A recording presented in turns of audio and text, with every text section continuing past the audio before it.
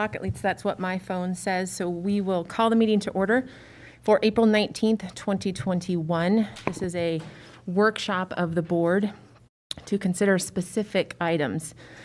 I would just like to welcome everyone to Coeur d'Alene School District's 271 board meeting, and I'll introduce our participants. To my far right is Trustee Casey Morrisroe. Back behind Trustee Morrisroe is our board clerk, Lynn Town. To my immediate right is Trustee Lisa May. To my far left is Dr. Cook, our current superintendent. To his right and a couple down from me is Tambra Pickford, trustee. And then to my immediate left is Rebecca Smith, our vice chair of the board. And then I am Jennifer Brumley, our chair. No public comment will be accepted during this workshop. Comments may be submitted to the board using trustees@cdaschools.org, or through the clerk at any time. Issues may be recorded and referred to the proper staff member for follow-up. And I'll just add to that that we've never taken public comment at a workshop. We always take public comment at our monthly meetings, which we are starting back up as of this month. We had public comment earlier this month. We will continue to have public comment now, just with the relaxation of COVID and the ability for more folks to convene and having that opportunity for public comment. Do I have a motion to approve the agenda? So moved. Second. All in favor? Aye. Aye. Opposed? All right, so the first item we have is an action item with regards to our superintendent.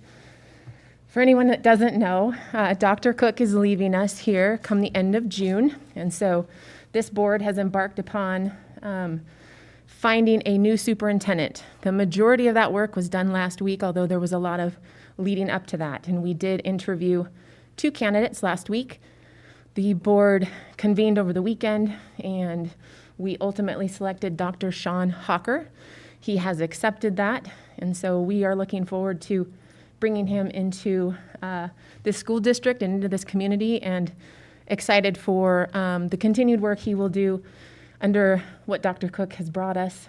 And if you have any questions, please feel free to email any of us.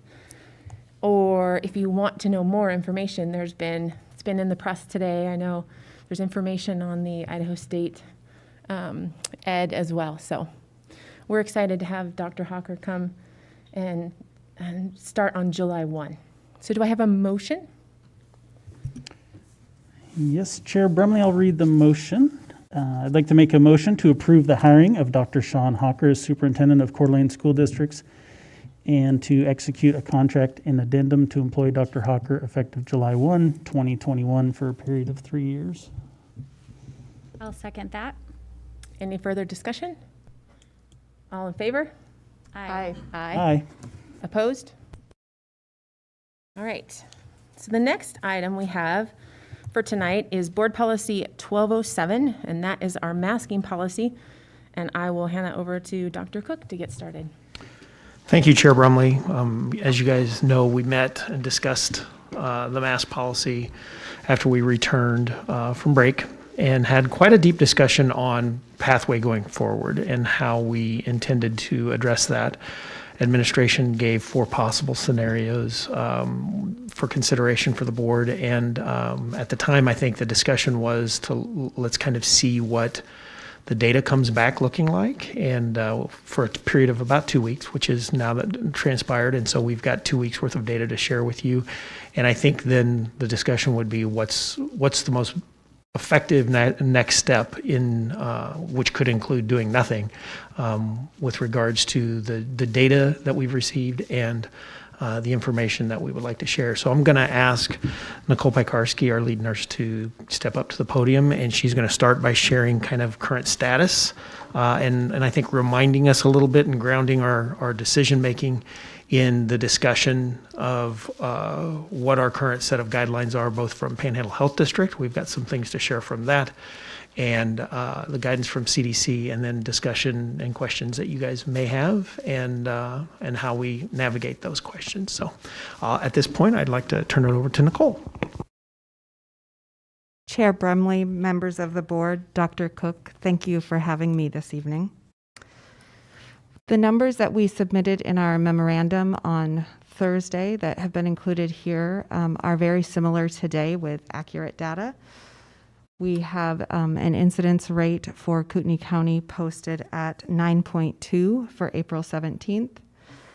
Our positivity rate, our percent positivity, has not been changed or not been posted for an updated date.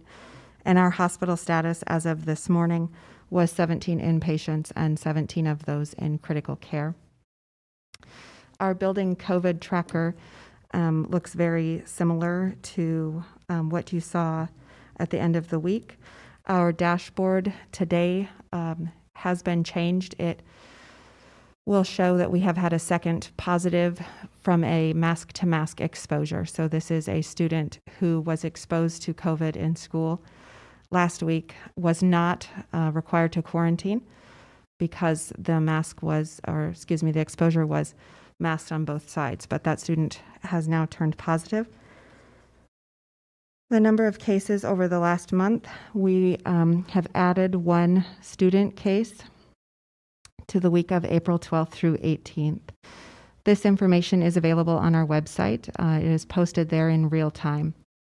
So we see that the week of March 15th through 21st, we had a total of 5 cases in the district. March 22nd through 28th, we had a total of 2 cases in the district. The 29th through the 4th, which is a spring break, we had a total of 2 cases reported to us. Last week, we had, the first week after spring break, the 5th through the 11th, we had a total of 8 cases reported to us. That's a 4-time increase over the 2-week period. And last week, we had a total of 5 cases reported to us because I am sharing with you today that over the weekend, another student tested positive, and that was included in that 12 through the 18th data. And so we see that that increase is more than 2.5 times what our COVID case rate was prior. Also concerning in this information, you see across there that we had very little activity in the last month in our elementary population. We had 1 case in the 15th through 21st. We had 1 case in the 22nd through 28th. We had 2 cases the week of spring break. 4 cases the 5th through the 11th. And now 2 cases last week. And we have 2 cases for starting this week, Monday morning at 8 o'clock. Underneath that, we see the number of quarantines avoided through Idaho Department of Health and Welfare guidance. That number can now be updated to 394 students and 10 staff.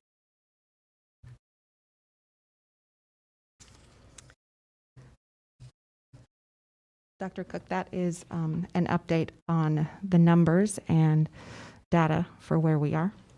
Okay. So, Seth or Scott, if one of the things we wanted to pick up on were the CDC guidelines, to make sure it's in here. If you notice the bullets, that they strongly recommend 5 categories: universal and correct use of masks, physical distancing to the extent that is possible, hand washing, hygiene, cleaning and maintaining healthy facilities, and then do effective contact tracing in combination with isolation and quarantine measures. Right now, we're living under those 5 criteria, and we feel like we've done a very good job of meeting those expectations. That being said, I will also reiterate and remind folks that it is the school board's authority in the state of Idaho to determine whether or not those criteria exist in the district. And the school board is held, first of all, legally responsible for for providing safe learning experiences and environments for students and staff in the school district, but also has the authority to determine what those criteria would look like as defined by the state. Additionally, if we could scroll down just a little bit and click on Panhandle's, scroll the other down. Oh, it is? Okay.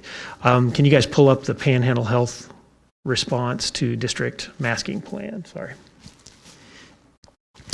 We asked for feedback 2 weeks ago, I think, from Panhandle Health District. And I want to remind folks that there's a substantial difference between the Panhandle Health District Board of Directors and the Panhandle Health District Administration.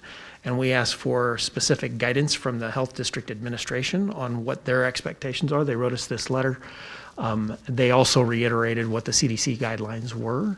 And But they also recognize in a later paragraph, they say, yes, universal masking seems to have the largest impact. However, it is the school district's authority as established by the board of directors, you all, the trustees, to establish the path forward. So they are, if you, in effect, if you will, doubling down on the CDC guidelines, but they also recognize that boards, school boards, have the authority to make the decision that seems to be the best as far as a local option would go for their community. We wanted to make sure that everybody had this data and remind folks that masking becomes, I don't know if I'd say optional, or maybe I would say recommended rather than required. In the current Panhandle Health District plan, if they were to move us to green, we would, which I forget the exact month, we voted to align our metrics with Panhandle Health Districts, but I think it was October. And that would be those data points, if you recall, were 1 per 100,000 incident rate, percent positivity below 5, I believe, maybe even lower than that, and then a lower than 75% hospitalization rating. And that was actually a data set that we presented to you as one possible option at the last board meeting. And that would still be one of the possible options for your consideration that we would push out today. But I did want to remind us that we are, and still have been since the day that was approved by the board, living under those guidelines and aligning our decisions to those metrics. Despite what some people might say or believe that once the board of directors removed the countywide mask mandate, that didn't change the position of Panhandle Health District's belief on what their current guidance is for the green, yellow, orange, and red plans that are currently being the current adopted model by our district. And I think the other thing that I want to remind us of is that we've had we modified our plan ever so slightly to stop using just countywide metrics to make those decisions. We asked for regional metrics to make those decisions, and Panhandle had a hard time narrowing their metrics beyond the county.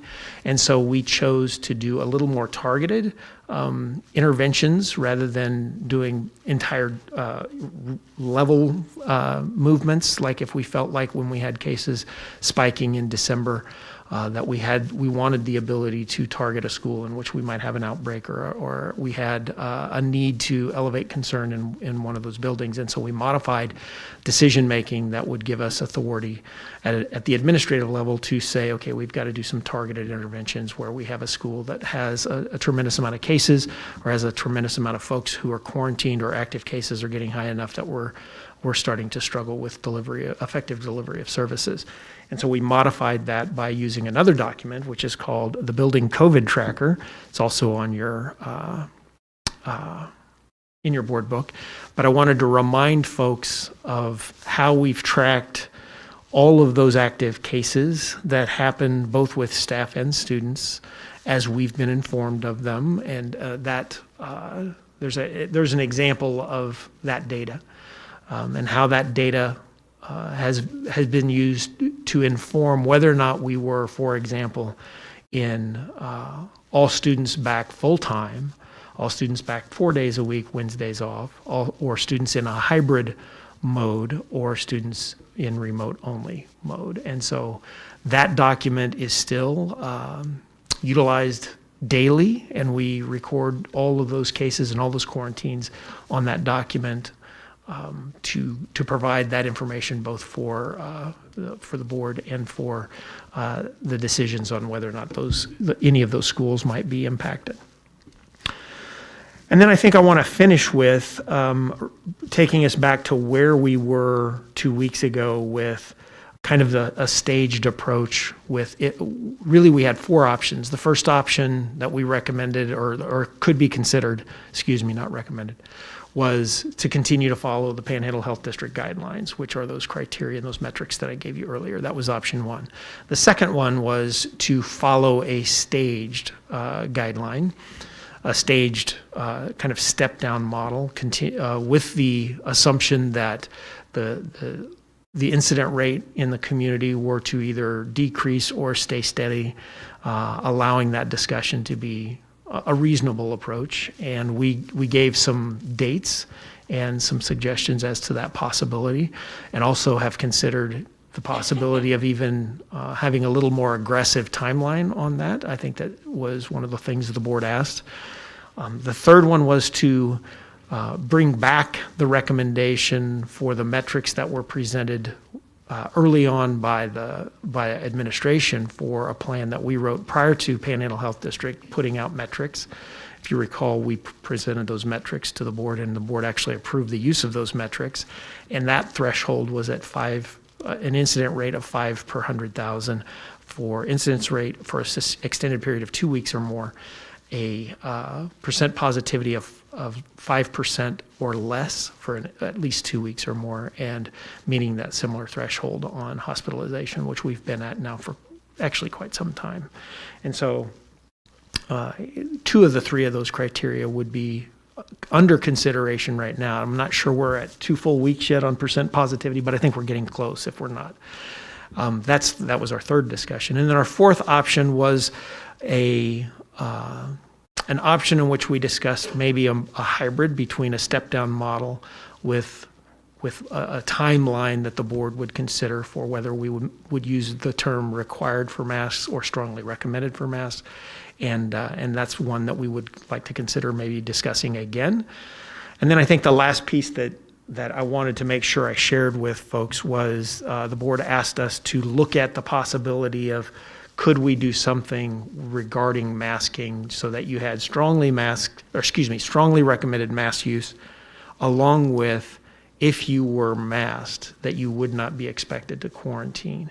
That was a challenge. I can tell you, after a lot of research we looked at, and this is on the bottom of page 1, the schools, the districts. Oh, it's on the bottom of page 3 on your memo. We reviewed quite a few school districts for their use of who's still requiring masks and who are no longer requiring masks. And secondly, the districts that are continuing to follow CDC and Panhandle Health guidelines when it comes to quarantining practices. And we found no large districts in the state, and until just a few days ago, we hadn't found any districts in the state that do any other quarantining practices that besides those. But we have found one district that does a modified version of that, and we can talk about that after we talk about some masking questions first. But I think that's probably a good place for us to stop and just check in and answer some questions. A lot of information in that discussion, and maybe kind of a lot of review, so it brings us back to this kind of current status. Well, thank you, Dr. Cook. And so I would open up to questions or comments by trustees. Dr. Cook, and maybe Nicole can help this. You mentioned that we might be able to accelerate on your timeline the stage strategies about getting students out of masks and maybe including instead of K2, K5. Could you talk maybe a little bit about that and what it might look like? Yeah, I think we've talked about this quite a bit. You saw just a little bit of an increase in cases in the last couple of weeks, which was not completely unexpected because of the what we believe is a little bit of kind of leftover, if you will, from spring break. We do believe that there's a different rate of transmission that happens in our schools by level. We haven't seen a tremendous increase in number of cases in the elementary schools, and so part of what our discussion was, could we accelerate the timeline? That's the table. Can you guys scroll down some direction? Up. Thank you. I don't know where we're at. Keep going until you get to the box, the table. The first thing to notice on this table is that what we did was establish that we believe, first of all, that there's 2 different kinds of variables that we would want to consider. First one is the outdoor versus indoor. And the second one is that there's definitely a higher rate of transmission when it gets in a school at the secondary level, and more specifically, really the high school level. And so the kinds of discussions we talked about was maybe we start to work towards anything outdoors becomes, the masking could become strongly recommended, and potentially a much faster timeline on the elementary plan versus the secondary plan. And I think part of where we run into with the secondary that gets a little bit concerning is the fact that there's quite a few things at stake for some of these students. And right now we have the I don't know what you want to call it, but the guidance at the Idaho Department of Health and Welfare that anytime the exposure is mask to mask, that a student or a staff member is not expected to quarantine unless they chose to. We have the benefit of that support, and we would not necessarily have that if we were to have one of those two in an exposure event not wearing a mask. And so there is some concern there with that.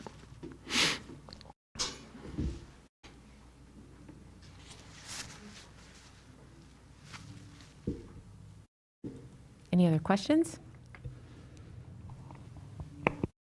Comments? I think the only comment from me, when we spoke about this 2 weeks ago, I mentioned I was reluctant to keep with mandatory masking with the low case numbers that we've had, and I understood some of the reluctance to make that change coming out of spring break with a number of people that have traveled and those sorts of things. I see the cases as pretty steady overall, and I would still be in favor of moving to strongly recommended.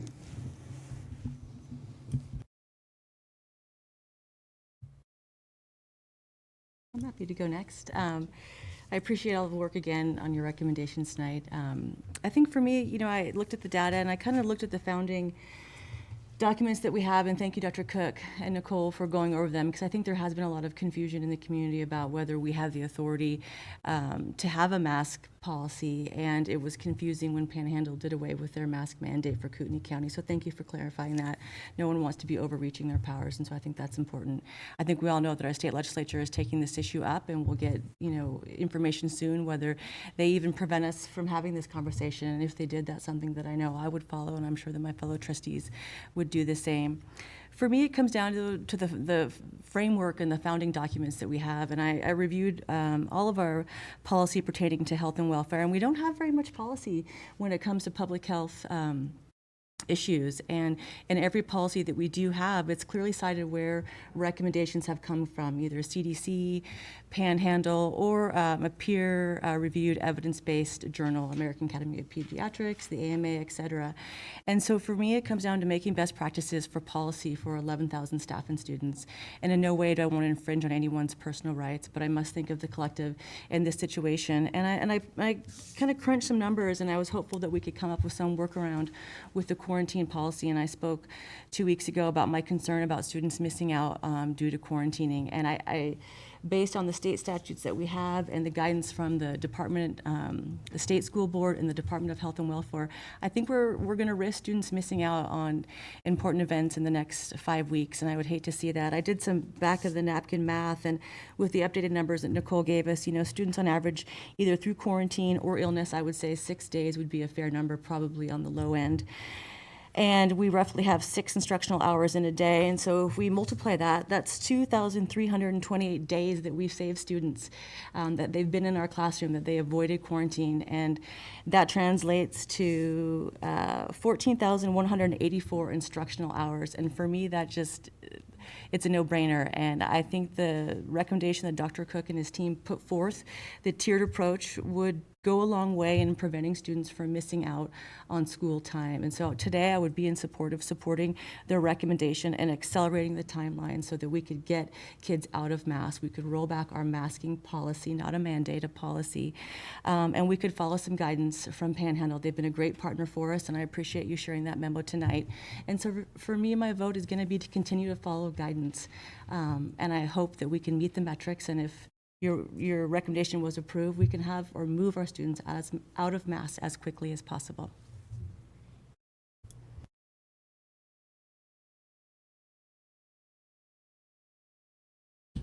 You talked about a school district that you would give some more information on their modified quarantine. Could you share what that would look like? Because I'm still in favor of masks being moved to recommended, as our numbers are still, they are up, but that was to be, that's what we all thought would happen coming back from spring break, but they're still relatively low amongst our population of kids in our schools. So I too would hate to have kids miss things like their AP tests that they have been working so hard for, that are coming up, and prom, and there's so many other things. So I'm curious as to what the modified quarantine you talked about that's going on in another school district. Absolutely. So thank you for that question, Trustee Pickford. Can we pull up, guys, can we pull up the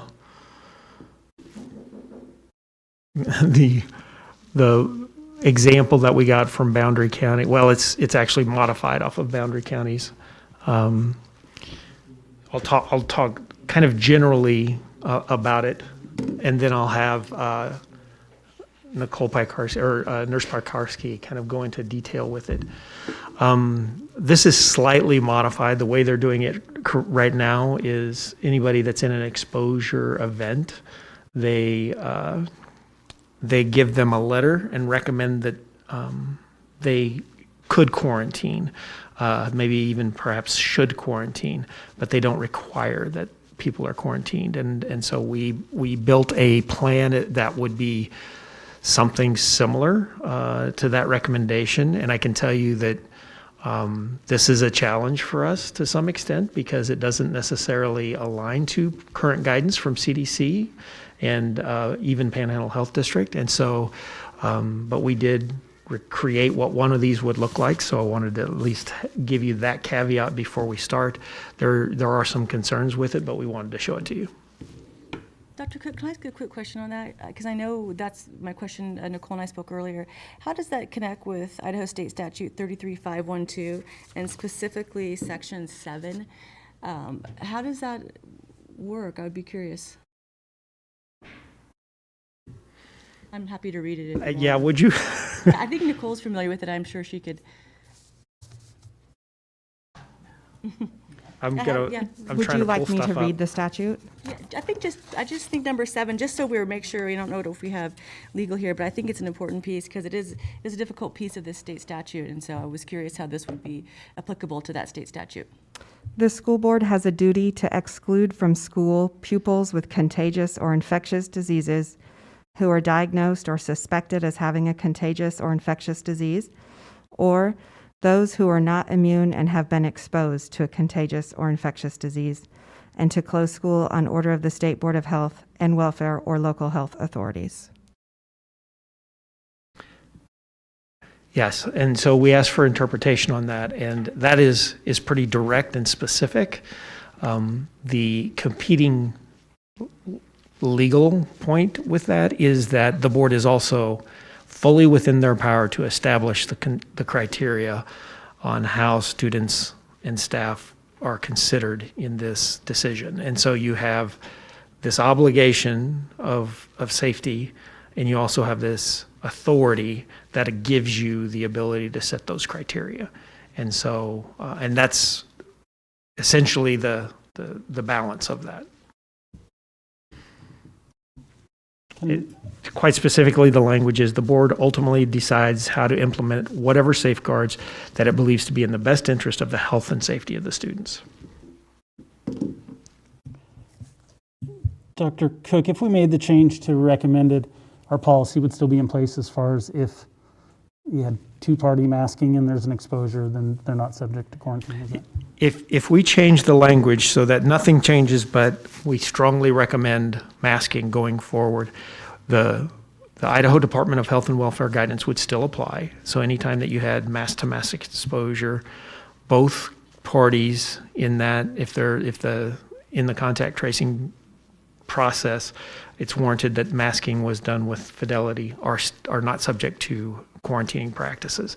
Where this gets difficult is if we move to strongly recommended and one or more of the parties are not masked, then you have an issue, so that even the person who may be masked could be subject to quarantine, unless the board were to adopt some kind of changed policy that this is what we've come up with on the board, or on the whiteboard right now. And Nicole, can you kind of walk through this for a second? And there is a second page. I'm not sure if you've seen that. So if we could move to the second page.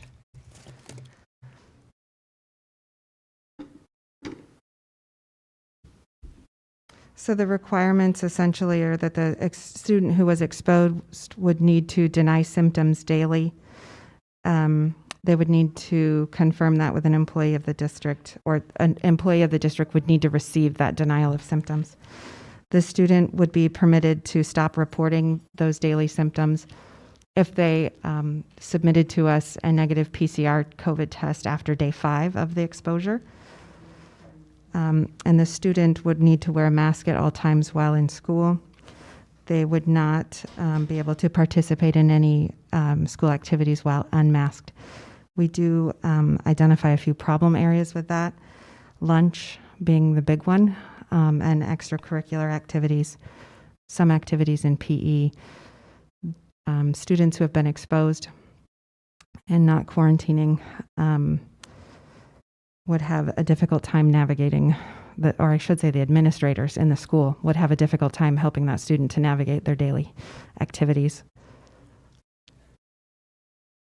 And to clarify, which school district came up with this? Well, this is what we've written, but it's based upon a model being currently implemented in Boundary County School District. And so Boundary County established this, and we just wrote this? Or with utilizing what? Yeah, we've taken that and modified it to some extent. There's some, as you can tell, there's a little trepidation because it's not grounded in what guidance from either Panhandle Health District or the CDC. It would be essentially the board assuming the authority that they have, that there is the ability to use a model that hasn't been tested or vetted by a scientific entity, and there are some districts that are choosing to do similar, but this is absolutely one that is similar to something that's currently being done in a neighboring district. Dr. Cook, do Lakeland and Post Falls still have quarantine requirements in place for students exposed that are not masked? They do. Yeah, we checked with both districts. Actually, if you go, well, I don't want to send everybody on a goose chase again, but we checked with all surrounding districts, and with the exception of Boundary County, which we tried to kind of replicate a model that they've done here, all the surrounding districts are still following CDC guidelines and Panhandle Health District guidelines when it comes with regards to quarantining practices. Yeah, I just verified with the Sandpoint administrator, because I'd heard maybe they were doing something with a one-party mask, but they are not. They moved last week to strongly recommended on their mask policy, and have kept in place the policy we have now as far as quarantining. If both students are wearing a mask, they're not subject to quarantine if they're symptom-free. So.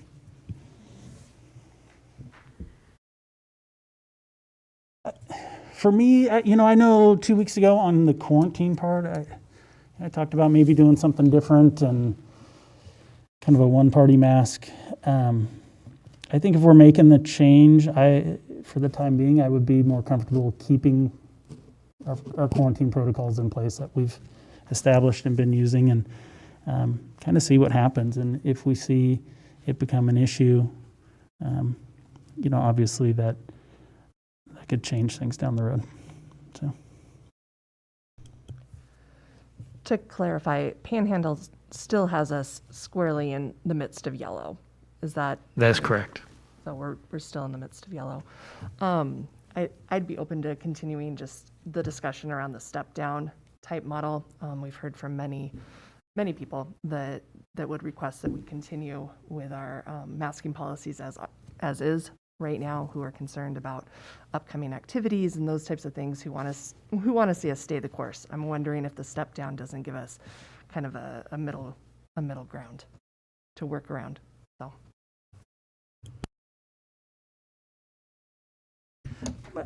My biggest concern or question, I guess, I have with Panhandle's matrix is to get to green. It's, I believe, 1 case per 100,000. And it certainly seems like we will never be at 1 case per 100,000. And I feel like we need to move at some point. And I don't think anyone wants to see a continuation of this school year next year. And so I would like to see us move in the direction. I understand the resistance, and we certainly have received a lot of emails, really on both sides of this issue. For me, it's time. And for me, I'd love to see us continue to the end of the school year and reevaluate for next year, to reboot at that point and come back. I'm concerned about seniors missing out on activities and what that means at this point for extra layers on our teachers and for quarantining kids and the extra amounts of work that that's going to take, and those that we've heard from who really are concerned. And so I'm all about rebooting for next year. So. I think it's important to put out the recommendation from Dr. Cook and his team is 5, it's not 1. So they're recognizing that 1 would be difficult this year and that everybody wants to see our mask policy move in a different direction. And so I think 5 was, based on what we've seen in the community as far as disease prevalence, and 5, based on my conversations with Nicole, seemed like a number that was safe to roll back masks. And starting with elementary, I think was the thought where we've been most successful other than the last 2 weeks, and moving classrooms as much outside as we could. So I think 5, just to clarify that, Casey, I think 5 was the number, and I think that is a more reasonable number than 1, I agree. And the 5% positivity, we're close, and we're there on that. And so to me, it's just a beacon of hope. Can we make it without headed in the wrong direction? Because we don't want to have to go back to mass, and I think it'll be hard to pivot if we move one direction. But I just wanted to make the point that it was 5, not 1. I'm also ready to move for masks to be recommended, with the ability of our administration to, if there is an outbreak in a elementary school or a middle school or high school, that something then could be put in place just like it is now, that because there are some schools when we were doing stuff and switching that didn't have any cases. So kind of just being able to have the ability to take a step back and say, okay, we're seeing stuff here. Maybe we need to pull back. So those are my thoughts. My thoughts are that we do need to move in the direction of a recommended mask policy. I base that on what I see are very low numbers in terms of our overall population of individuals that are, catching COVID, and even when we have the potential quarantine piece. I feel if we don't make this type of a decision now, that because COVID is here and it is here to stay, I'm not sure how we ever get to a place where we can unmask our kids, because we really do have very, very low numbers. I've always said in any type of these analysis, when we talked about the difference when we were going from remote to hybrid to full-time, I always looked at my population, meaning this board's population of people, this 10,000 kids and 1,500 staff, and what impacts is it going to have on them? And I feel like right now, just like I did when we moved to full in-person, the numbers were low then. It was time to move, and we did make that move. The numbers are low now. It is time, in my opinion, to make that move. We have a lot of we had over 100 or more emails. I don't know. I just would read them as we went, just to try and to keep up. And I know every trustee has read those, and there's so much science and so much research that everybody can point to on either side of the ledger. But there is legitimate, from my perspective, concerns by parents who are reporting true accounts, children that don't want to go to school, kids that struggle after they get home from school because they've got headaches, they've got health issues. The social aspect of it, and struggling with reading your teacher's mouth, can't read your teacher's lips, you can't see that. I just look at all those other impacts, and then I weigh against how many cases of COVID we have. And I just really feel compelled that if we're gonna make that move, that it's an appropriate time to do that. Now, I say that with the caveat of I strongly encourage our students to wear their masks. I strongly encourage our teachers to wear their masks. And here's why. I have a senior. And so if anybody knows the implications of this decision, when I have a young man who could miss his senior prom, I have a young man who could miss his finals, and I have a young man who could miss his graduation. This is a significant decision for me on a personal level, but I say that because it's not personal. This is about the whole, and so I can't make that decision just about my family, but I can make that plea to individuals to be, particularly seniors. You know what?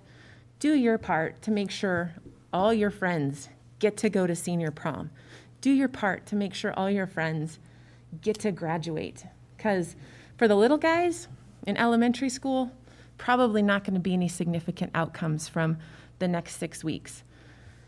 Middle school, I'm not sure of any significant things in middle school that would be affected with a quarantine.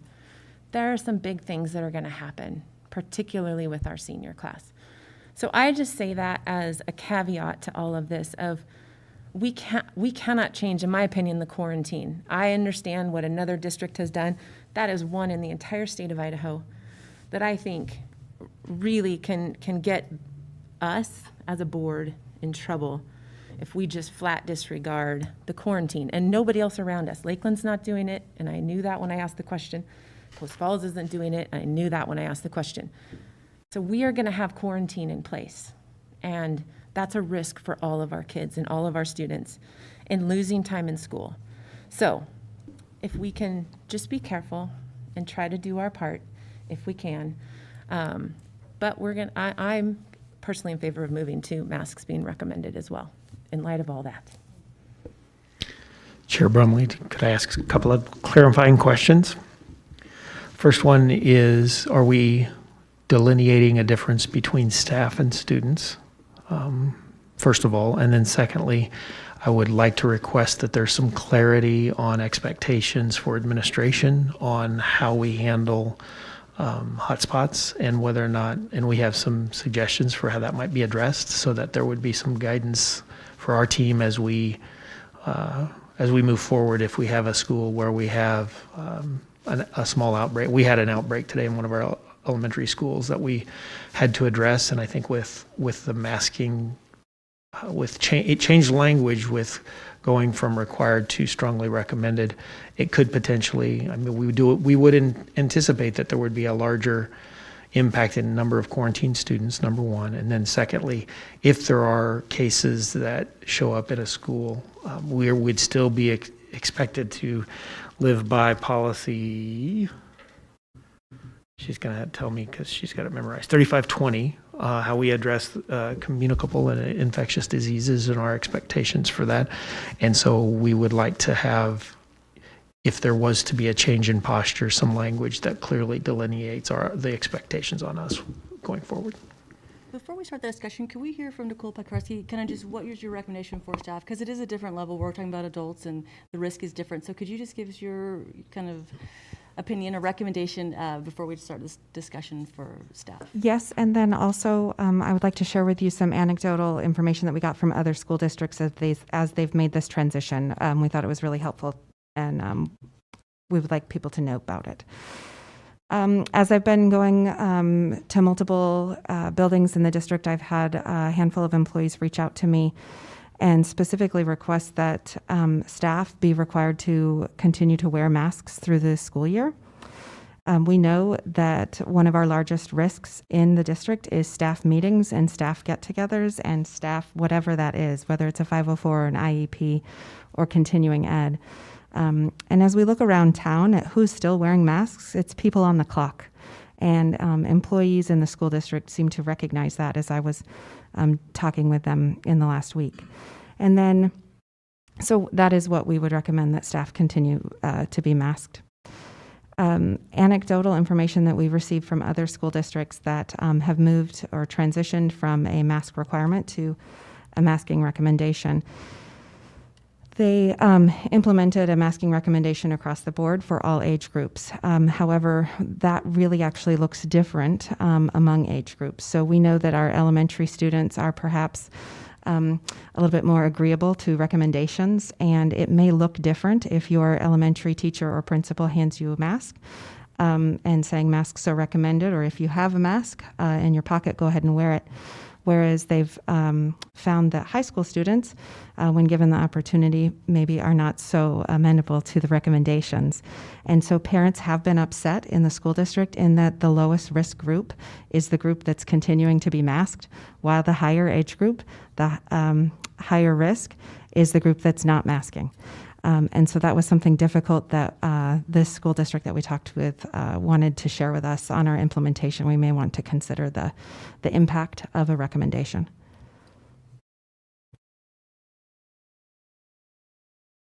Anyone want to speak to staff first? Yeah, is there any sort of legal responsibility that we should have as employers regarding that, particularly with school districts? I don't remember that as being part of our packet regarding staff masking. Is there anything that we're not maybe aware of that we should be?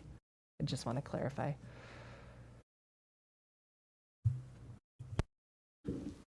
Just the statute that was the original one that tasks and holds the board to an expectation to provide a safe working environment and a safe learning environment for students and for staff. Dr. Cook, what about for staff that are fully vaccinated? So the guidance we have so far is that there isn't any legal status change for either staff that are fully vaccinated or staff that have tested positive. You get a 90-day reprieve from quarantining if you've tested positive within the last 90 days, and that's been pretty consistent, and that's for students or staff. And then the second piece is that you get currently no one 2 weeks fully post-vaccination is considered a mandatory quarantine at this point, whether that's students or staff as well.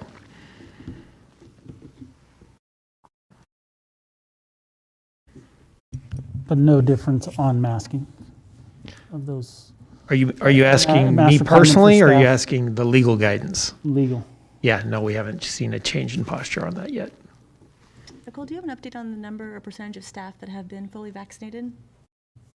39%. 39, thank you. Self-reported 39%. We didn't force that conversation.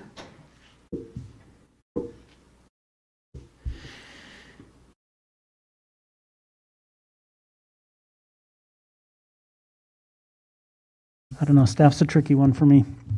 I kind of came in with students and staff in mind. I don't know. I'd like to make a motion on the student side first, and then we can make a motion on the staff and decide. I'd like to, real quick, Dr. Cook, before I make a motion, if we're going to move to recommend it, strongly recommend mask, do you need a day of implementation? I would hope for two things. I would hope for just a little bit of time for us to communicate this. I think we could do it relatively quickly, maybe even just a simple day of delay if we were to recommend that it go into place on Wednesday. I think that'd be helpful for us to get a consistency of expectations out and an understanding of that move. And then the second thing I would want to make sure of is some guidance on how we would administer those hotspots. At least incorporate something like that into the motion so that it was clear. Or a second motion, whichever is easiest. Yeah, I feel like we don't have the information we need to make that motion as far as how we're going to handle hotspots, at least with any specificity. I do have a recommendation. We've got some data we could share. Okay. I'd like to handle the mask motion first. So I'd like to make a motion that we modify policy 1207 to masking as strongly recommended for all students, effective Wednesday, April 21st.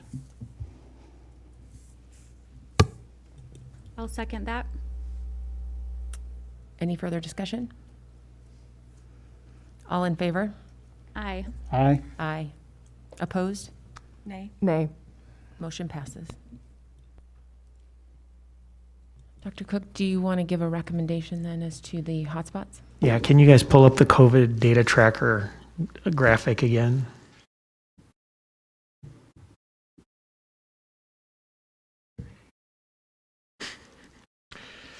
So you guys have seen this for quite some time, and this is a much larger, this is just a little snapshot of the larger document. And if you recall, we get into some conditions in which we start to get a little nervous, and there's actually two percentages that we watch. We watch the percentage of active cases in a building, both with staff and students added together, and then we also watch the percentage of students and staff that are quarantined. And what we found is when you get a higher percentage of cases, of active cases in a building, there's a want for and a need for some intervention. And so the recommendation we would give, and this is a document that we've been working off of for months, and as a matter of fact, when it comes time to take action at a school, we've been using this data set as the tell. And so we have found, if you circle that second light blue area from 2% to 4.99%, when you get to an active case count in a building that is in that range, you start to have the exposure risk gets a lot higher, and you wind up with, first of all, especially if we're going to have some of the people in the scenario not wearing a mask, you're going to have a larger impact on quarantining, which is a whole second conversation. But we would recommend at this point that if we got 2% to 5%, 4.99% cases of active cases in a building, that's when we would go back to a required masking status for that. So for example, 2% in a Lake City High School would be, we ran the numbers earlier on this, 2% is about 35 cases roughly. Once you had 35 active cases at Lake City High School, we would probably, if this recommendation were supported by the board, we would move Lake City High School as an example back to a required masking status until it dropped back into that 0 to 1.99% range. And then we would even, and potentially we already have this data that once they get into that greater than 8% range, to where you have some substantial cases in the building and you have substantial impact to students and staff that are in quarantine, we would even potentially still have the authority to move them into a modified status, either like hybrid or remotely if necessary. But circling that 2% to 4.99% active cases is where we would say is the targeted range for moving from recommended back to required. And I know, Dr. Cook, you don't have the last, I have in front of me from our board packet, we have the last few weeks, is that right, in here that I was looking at? That's correct. And we haven't moved out of, we've been in this 0 to 1.99% for how long? Weeks. Weeks. Yeah. And we haven't bumped up and bumped back down. And even the activity last week and this week did not bump any of our schools into that. Yeah. Where we would be most likely to see something like this would be if a cluster happens in potentially a smaller school. I think it's more likely to happen at 2% of 300 kids is plus staff at 30 staff. So now you're at 2% of 330. So you're talking 6-7 people. So you could still have this at any given school in which we have to say, okay, there's enough concern going on there. But we haven't seen any school in this lower range for quite some time. Any of these bottom three lower ranges. Dr. Cook, on that 2 to 499, is that student cases, or I know we track them separately, student cases and staff cases, or either one? We could administer it in any way, whether it's just students or we could administer it in total population. I'm just looking at an elementary school. It's, at above average size elementary school, one case is 1.37%. So I'm just it doesn't take much to get there on the staff side, so I guess I'd be maybe more focused on student side. If I could make a remark about that, we were looking at that today as well. I think it would be really important to make sure that the administration had the ability to work in this area as appropriate, meaning if we had 2 staff members who were in the building while they were contagious and we had 45 people quarantined because of this, I think that's an entirely different picture than 1 staff member who was not in the building while contagious. And so I think it's possible that we could see, particularly with staff, we could see that we go up above 2% with positives, but we are not potentially asking for people to return to mask wearing because those cases very clearly were outside of school and did not put increased risk on the school community. And I want to clarify, when I said we could do it either way, I meant either students only or students and staff added together. I didn't mean doing it students or staff.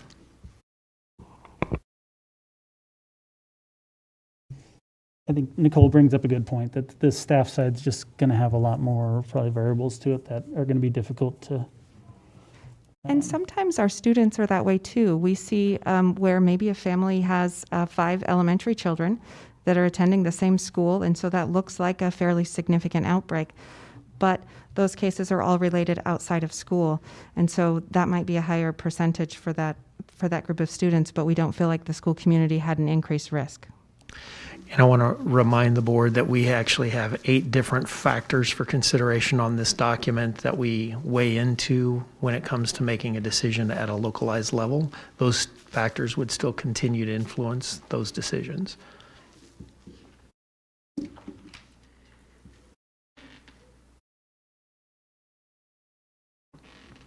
How do you envision a motion on this?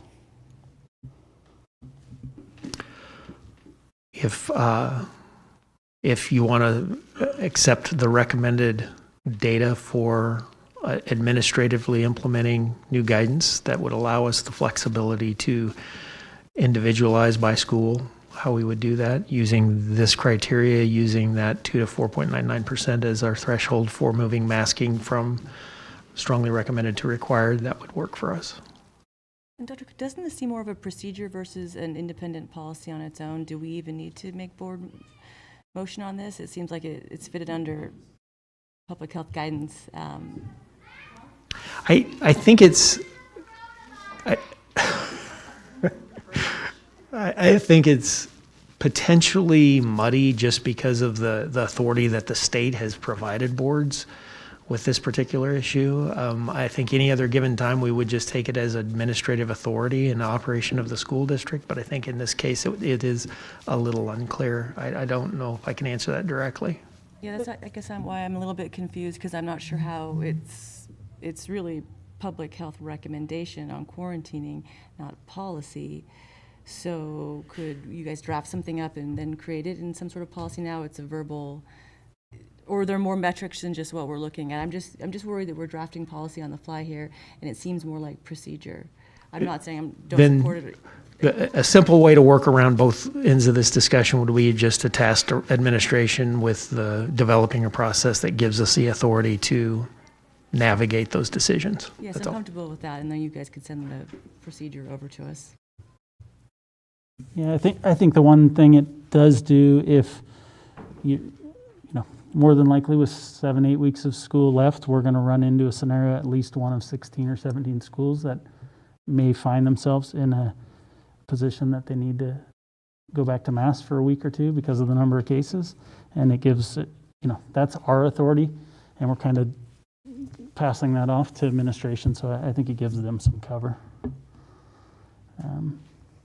having it in a motion.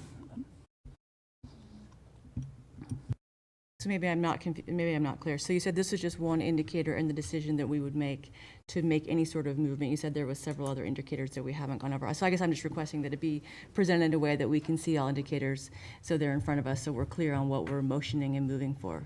The 8 indicators that we use currently, and we haven't had to implement these for quite some time, were the timings of the quarantines. Obviously, if you start to run out of adults. We did actually run into this situation with one of our schools. Substitute teacher availability, operational limitations, just what we can deliver in the school, indications of in-school transmission. That's a big one that we've been paying very close attention to. Total number of students out of school for quarantine and illness. High prevalence of positive cases, which is kind of where we're talking about right now. High prevalence of quarantine cases, or poor adherence to non-pharmaceutical interventions. If there's an issue where we have a school maybe not doing as much cleaning, or if we have issues that are not being thoroughly addressed, that could potentially have that impact as well. So just to be clear and clarify again, since it's not written, so you're asking for a motion that uses all of these indicators, not just one indicator, to determine when a school may have to make a move in either direction. Does that sound reasonable? We currently have the authority right now to do all of those that Right, move that's why I'm that move us from that would move us from, for example, from 5 days a week to hybrid at a school, or from 5 days a week and hybrid to remote at a school. There's nothing in authority that would give us the language to administer a school to go from strongly recommended mask using in that school to required mask using in that school. That's what I'm asking for. Right, and so it's going to be those factors together that would be the reason for you guys to make that recommendation. That's what we would be approving. So Exactly. this metric, in addition to the 8 others that are listed on the sheet below that, which isn't there, is that correct? That is correct. Okay, perfect. Thank you very much.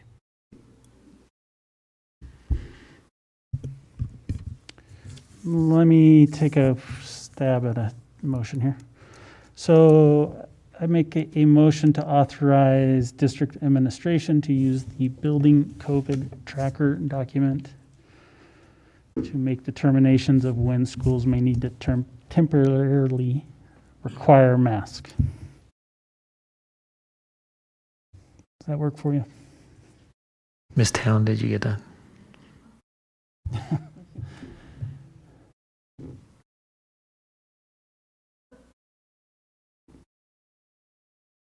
I'll second that. Any further discussion? All in favor? Aye. Aye. Opposed? Okay. And on to the topic of staff. Dr. Cook, have you and Ms. Pekarsky said everything you wanted to on that? I just don't want to presume that.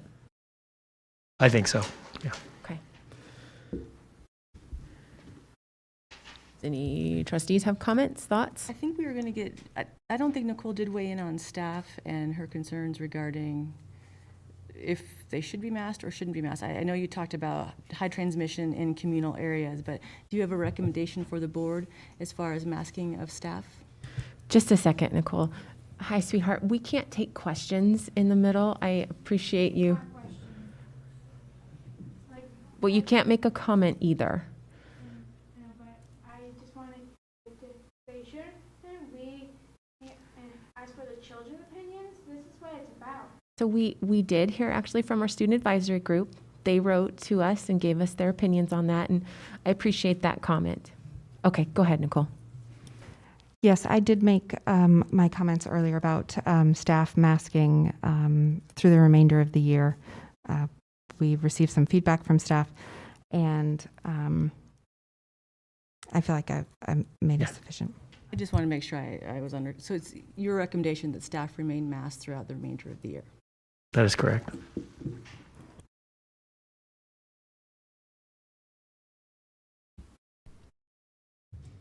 I will make comment. I struggle saying our students don't have to mask and telling our staff to mask. I feel like, again, this is a decision that our staff members should have an opportunity to make if we are going to let our students wear masks on a recommended basis. And while I will go back to that same caveat again, understanding that we have some folks that have some big events coming. And so just asking everybody to make good decisions, knowing who you're around and might be potentially exposing. But ultimately, I think everybody in our school buildings needs to be able to make that choice. I agree.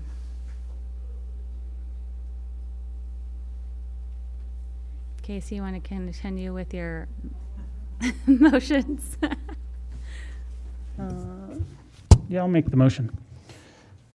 So I'll make a motion to modify the mask requirement to staff to strongly recommend effective Wednesday, April 21st.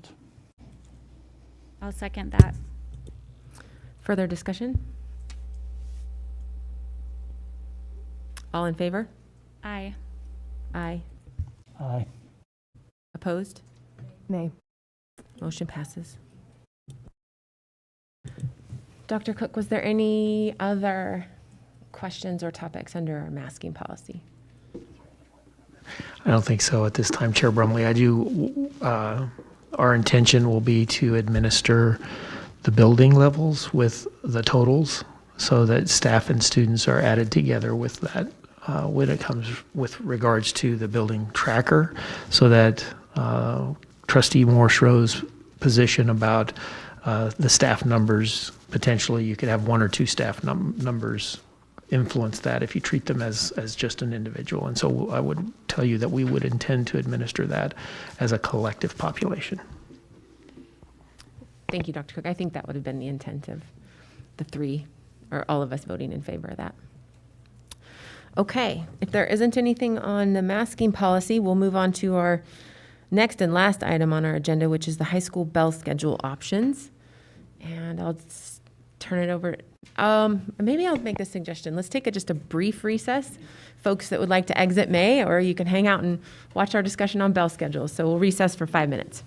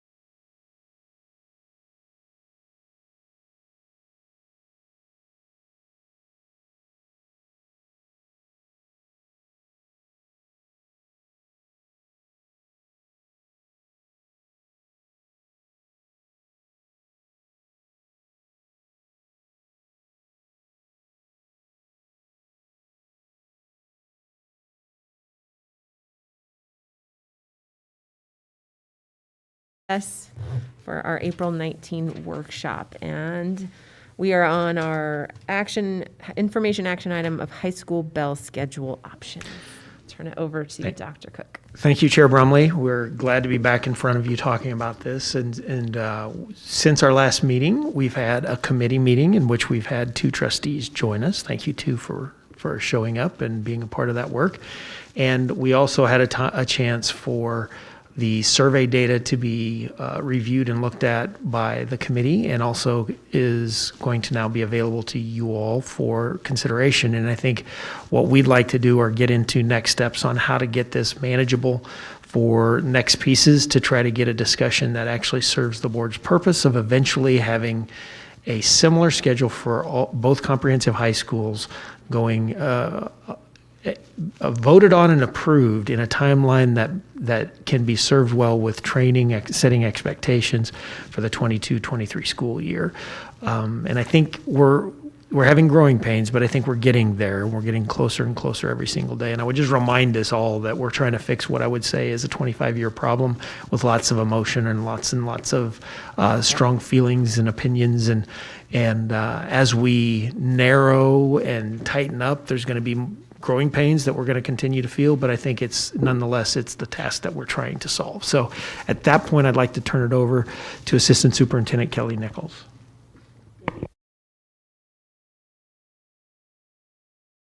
Can you hear me now? There we go. Good evening, Board of Trustees. I am pleased to share with you kind of an update of where our committee is in the discernment process around some schedule models. I am bringing a modified block opportunity to share with you a couple of versions of that as requested from our last meeting, and hoping to gain some guidance as how we can best coordinate our efforts as a committee to resolve or to establish next steps and find ourselves an opportunity to select an aligned schedule. So, oh no. What did I do? There it is. Okay. All right. Okay. So we are here. So this is where we are. We had an opportunity last Monday to review public stakeholder feedback of the 3 schedule structures that we had shared. And we had an opportunity to have a discussion and reflect on the schedule feedback from our public stakeholders, as well as feedback from you all from our last board meeting, and then also reviewed some middle school leadership team feedback. And we are now going to meet again next week from today to talk through some more specifics around modified schedules and possibly a trimester, and then anything else that we get guidance on from you guys as well this evening. So briefly, I want to share with you some survey responses. And there's something interesting here that I want to highlight as well in terms of these findings. So we first here have a bar graph around our association of survey feedback providers. And so we have those who are affiliated with Lake City High School, those who are affiliated with Coeur d'Alene High School, and then we have stakeholder feedback from folks who are neither affiliated with Lake City or Coeur d'Alene High School. And then we also have some feedback here around preferring a 4-day school week option. So I want to share that with you. And we also the opportunity around a late start or an early release, and just kind of some feedback or sense making around that. Am I doing that? Is somebody else doing that? I'm not touching anything. Okay, so first I wanted to show the parent perspective around a 4-day a 4-day school week option is kind of 50-50, right? 47% green is yes and red is no. And then red is 52%. Students, even more so, 62%. Certificated staff is 71%, and then classified is 46%. So I just want to note that I know we had a lot of positive experience with our 4-day weeks with our pandemic schooling schedule. And so I want to name that as something maybe to consider, not that we would have an asynchronous remote learning day, but what would be an opportunity if we had a dedicated day that might not be a normalized schedule. And so we'll share a little bit of that because all of our schedule options have that possibility. And then late start or early release. And so pink is early release, orange is a late start, and gray, they don't want either one of those options. So you can see parents, orange, prefer the late start versus the early release. And students also prefer a late start over an early release. And we're moving on to other data. Let me go back.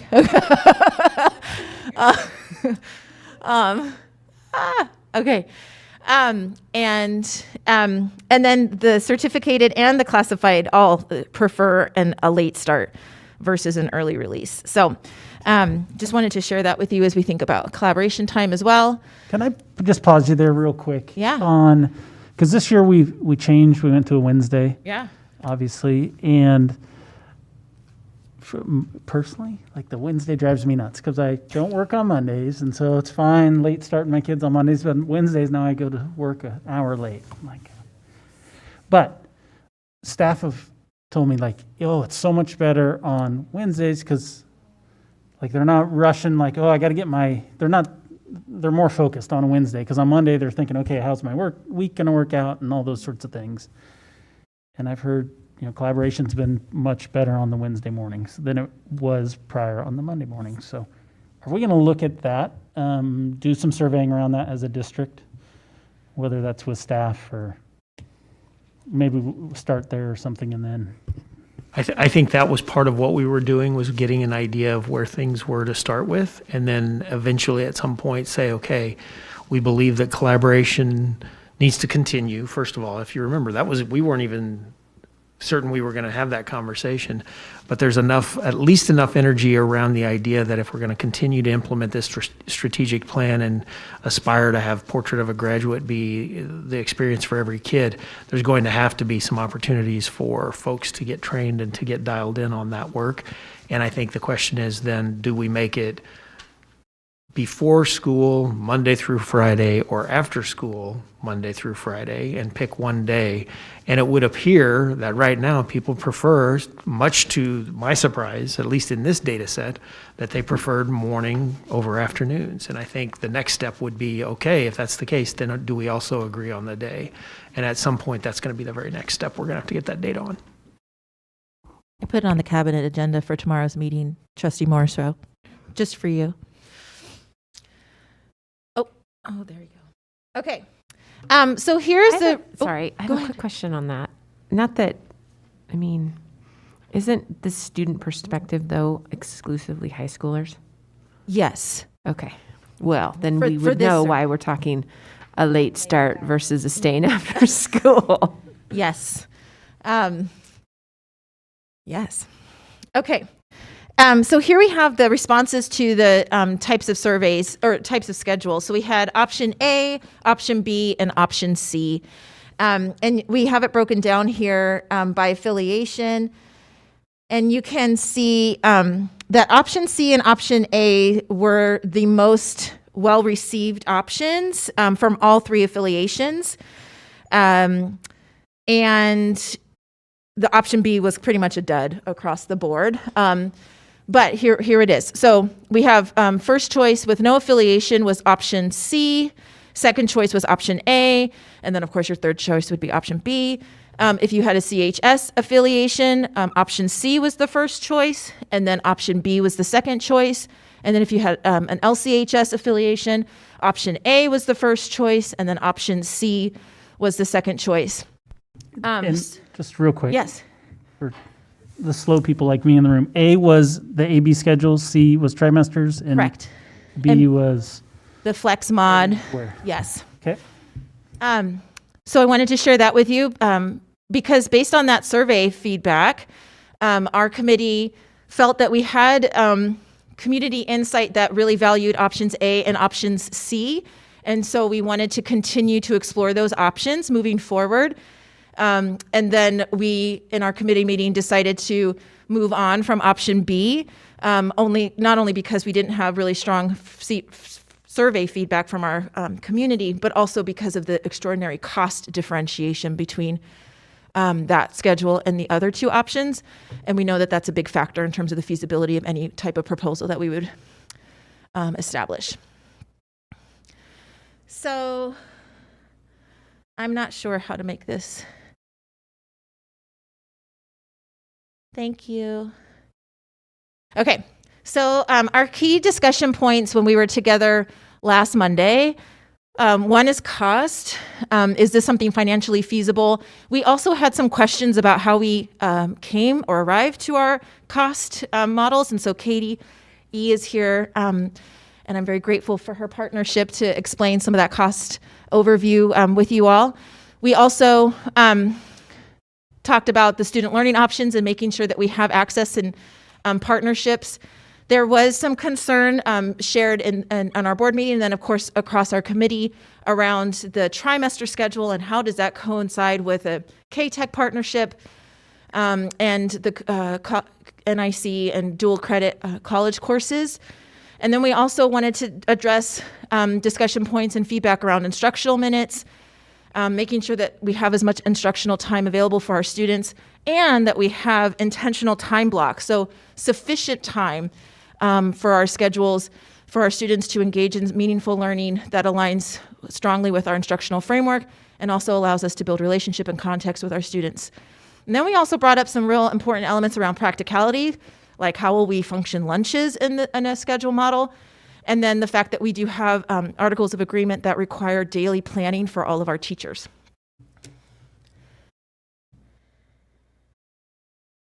So just to review, option A is the rolling AB block. Option C was the trimester, and this is a version of the trimester. Same thing with the rolling AB block. All of our schedules can be shifted and have different variations, and we have some models of that. And so as we continue to have these discussions, we hope to get some guidance and some insight from you all today that can help us figure out how to best look at modifying some of these options to meet the needs and the requests. And then here was the modified block that I shared with the committee in response to the requests around a modified block. This was what was shared in long ago in the year 2019. That probably feels like a lifetime away. So here was one of the models that was shared as an opportunity. So we looked over that very briefly. We didn't have much time to dig in, and that's why we're meeting again and hoping to really dig into our modified options. In addition to this modified, two of our teams within our committee had presented modified blocks as one of their top 3 options to present to the committee. And so here's one that is presented by the CHS team, and I can see it better here, but you can see this is a modified block that has 7 periods, and then you look at your even days and your odd days. And then there was also a modified block that has an option with late starts and early releases. So this is an early release model. It's the same schedule as this one right here, but that is flipped with a late start or a late arrival. Again, here you have a 7-period day with your odd and even blocks, those 2 days, that Tuesday, Thursday.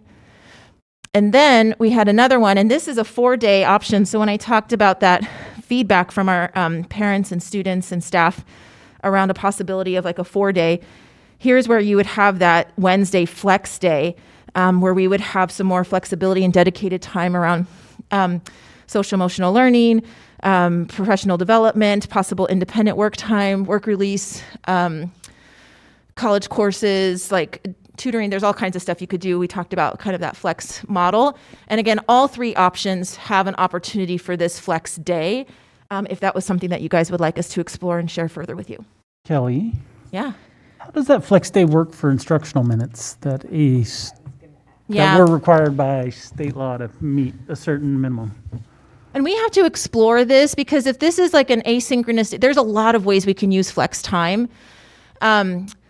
So it could, if we had dedicated blocks of time that was for specific, like an advisory component that could count towards an elective instructional minute, as well as if we did independent learning, like in a blended model where they would have like an online course, they could be doing IDLA coursework, they could be doing, they could be taking their dual enrollment, they could be doing a CTE credit and getting work experience. Like there's a lot of different options. And then it could also not be counted towards instructional minutes and really just more of that free and not free time, like go do what you want, but not bounded to credit requirements. We have not talked explicitly about how we would propose a full flex day or even a half flex day or even flex time.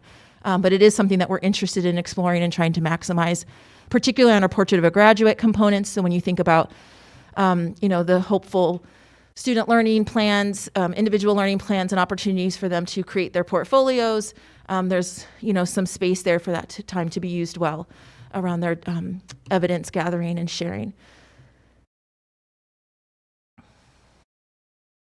You're welcome. All right, here comes the money, and I'll depart.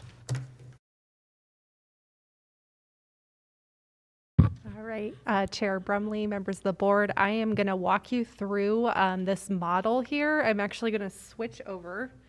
I believe it's right here. I'm going to switch over to the spreadsheet and just kind of, in case I lose track of the calculations, I can peek at the cells. So the method for the calculation, hopefully it was a little bit clear on the page that was included in your board packet, is you have to take teacher instruction minutes per day and you have to compare to the number of minutes that a student is receiving the instruction. And so, of course, the difference would be a teacher's prep time. And of course, you take out passing periods, lunch. So this is just pure instruction for both groups. And then you get a ratio. So when you take, and I use 1,300 students because that was current enrollment at the high schools. We're actually up to 1,500. So I can change that cell to give you a picture of what we're looking like with our hopefully post COVID numbers. But if you get that ratio, then you have to take the number of minutes of, you take that divided by 30, just assuming that there are going to be 30 students in a class. Of course, it doesn't always work out perfectly like that. We know it doesn't. And kind of giving this caveat of, I wasn't here when Lake City moved to the block schedule, but what I do hear is that it was determined that Lake City was not going to cost more to run their schedule. And I'm not sure what calculations, how it all worked out. However, there's more, of course, than just taking a ratio and putting 30 kids in a classroom and seeing how it calculates out there. There's how many students, like if you're running your schedule efficiently and you're getting the highest number of students close to that 30. If you are running a lot of electives that have lower class sizes, or then you may, increase the cost. And then also, the seniority of the staff makes a difference. So you may be able to run how much it costs for Lake City right now, and then you would want to show the data of where those staff members fit on the salary schedule. So of course it's not perfect, but you can use this ratio to get kind of an apples to apples comparison. So you get the number of teachers needed to run the section or the schedule. So for 1,300 students in one high school, you would need to be running 44 sections at all time. And then factoring in what a teacher's prep would require, you multiply that number of sections needed times your ratio of how much instructional minutes to student minutes. Katie, can I ask you a quick question? Yeah. Is the modified block, the 7-period modified block, just any one? Because there's several of those in the packet. It's the October 2019 version. Okay, perfect. Yeah. And C is obviously the trimester, and A is Lake City's current schedule. Correct. Okay, perfect. So then you take our average teacher costs. So this is, again, what I mentioned, you could vary, and that's our average benefited teacher costs. So that's not just straight salary, that's with fringes and health benefits. And you get a cost. And then so on the You saw A, B, and C in the last board meeting, but we went ahead and removed B because of the results from the survey, and then also the cost was really high. And then we added the modified block. So you actually see a savings of one teacher if it's, hashes out perfectly like this. And so when you change it to 1,500 students, you see that your net cost is even. And so this is being compared to what we are currently doing. Lake City's schedule on this method, 4-period block compared to 6-period added together with the 6-period block of CHS's schedule. So it's comparing to that 9.6 million and then taking 2 times, for example, this modified block.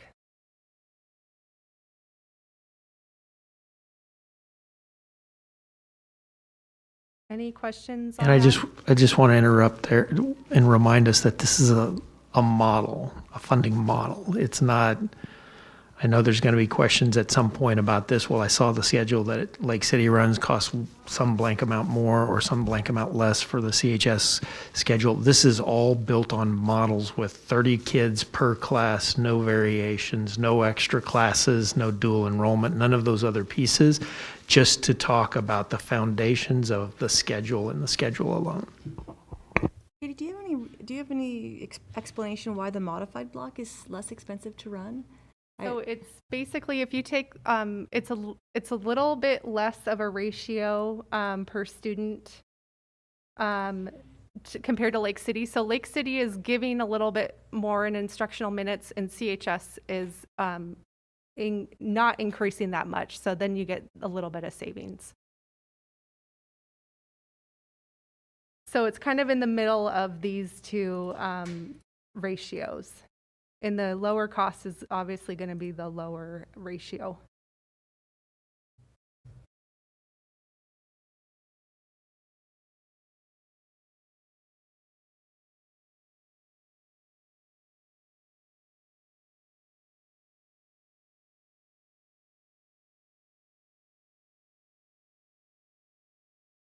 Any other questions? Was Waiting. that the Looks end like of your people are presentation, writing. Katie? Okay.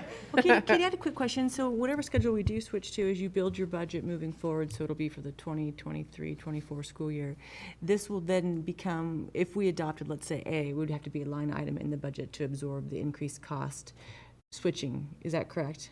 Yeah, I think when you're reaching a number like $500,000, we would probably want to build something into the budget. But like Dr. Cook said, this is a model.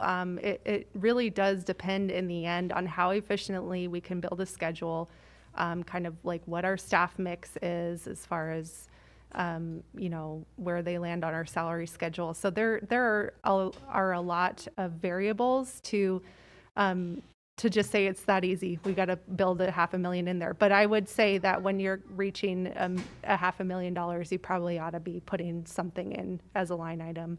And so there's potential it could be less once you build it out, or there's potential there could be more once you build it out. This is Right. just your best estimate, and we won't know till we actually plug in numbers. Because Right.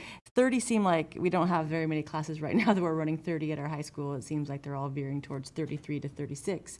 I didn't know what that does for your model, if that's more cost effective, but I appreciate that you built it on 30 because it'd be nice if we can get back to that. But.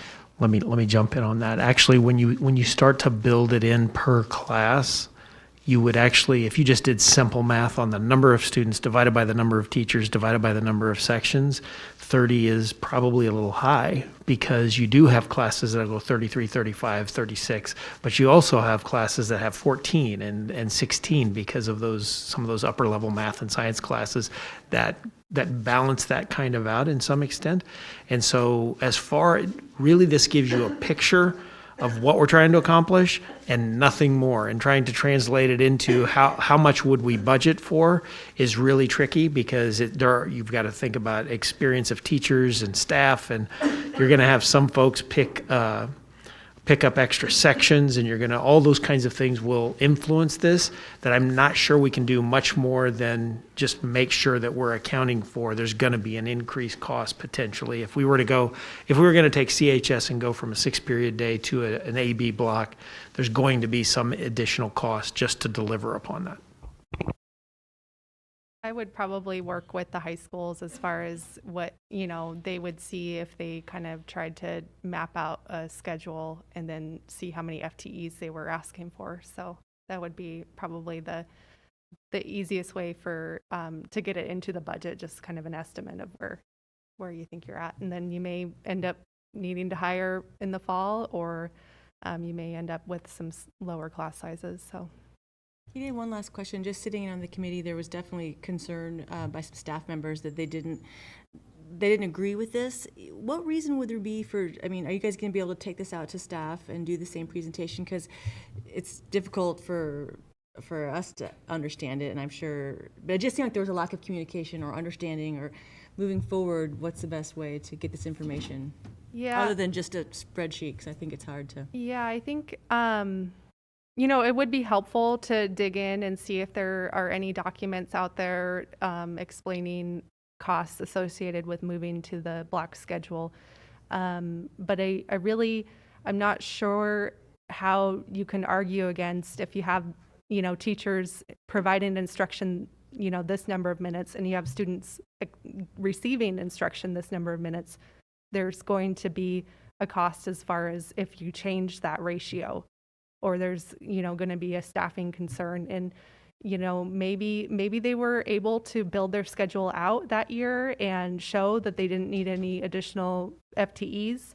That's one of the ways I'm thinking of it possibly happening. But I'm not sure how to kind of move away. It's sort of a numbers don't lie situation for me right now. So.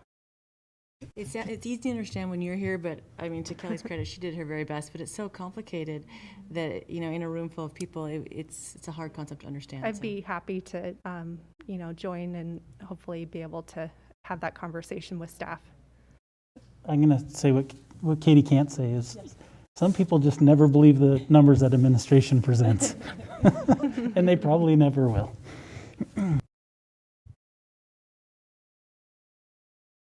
All right, any other questions?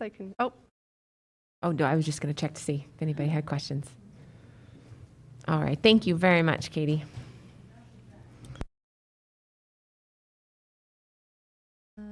Okay.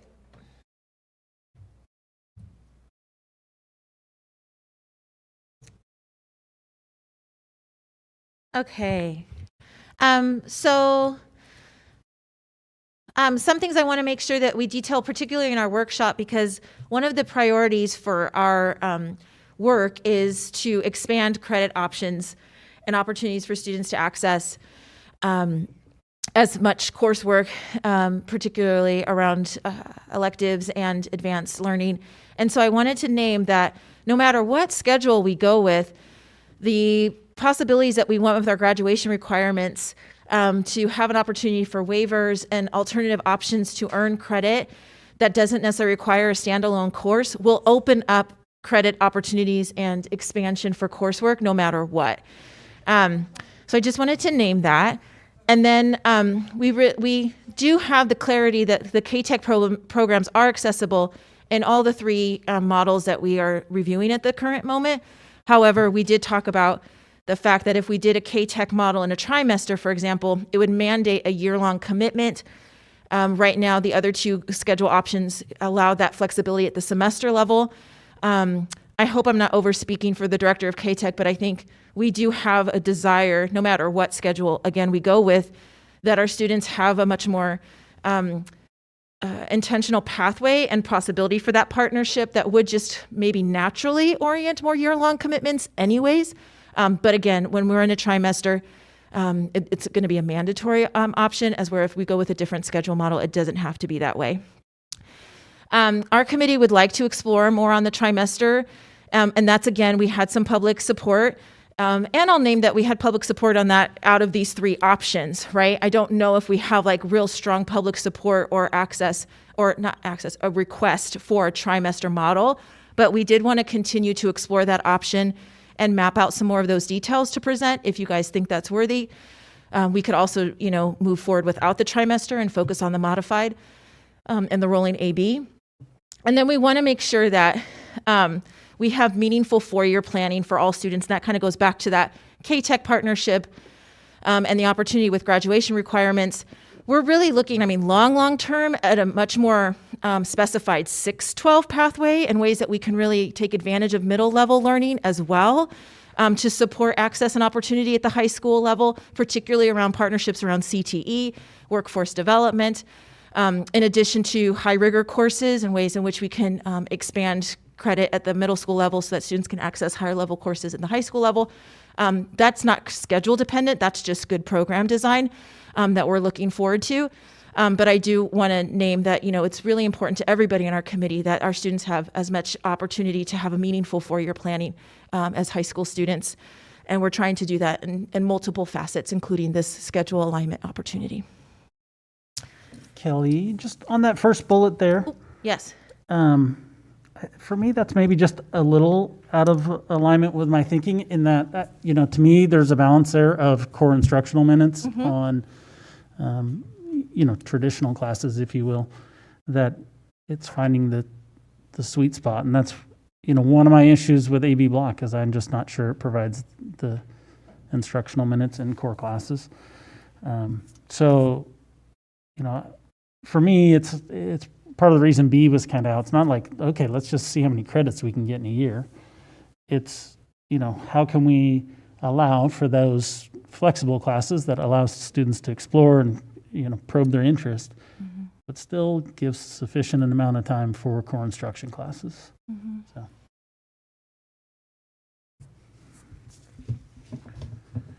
Any other comments about the?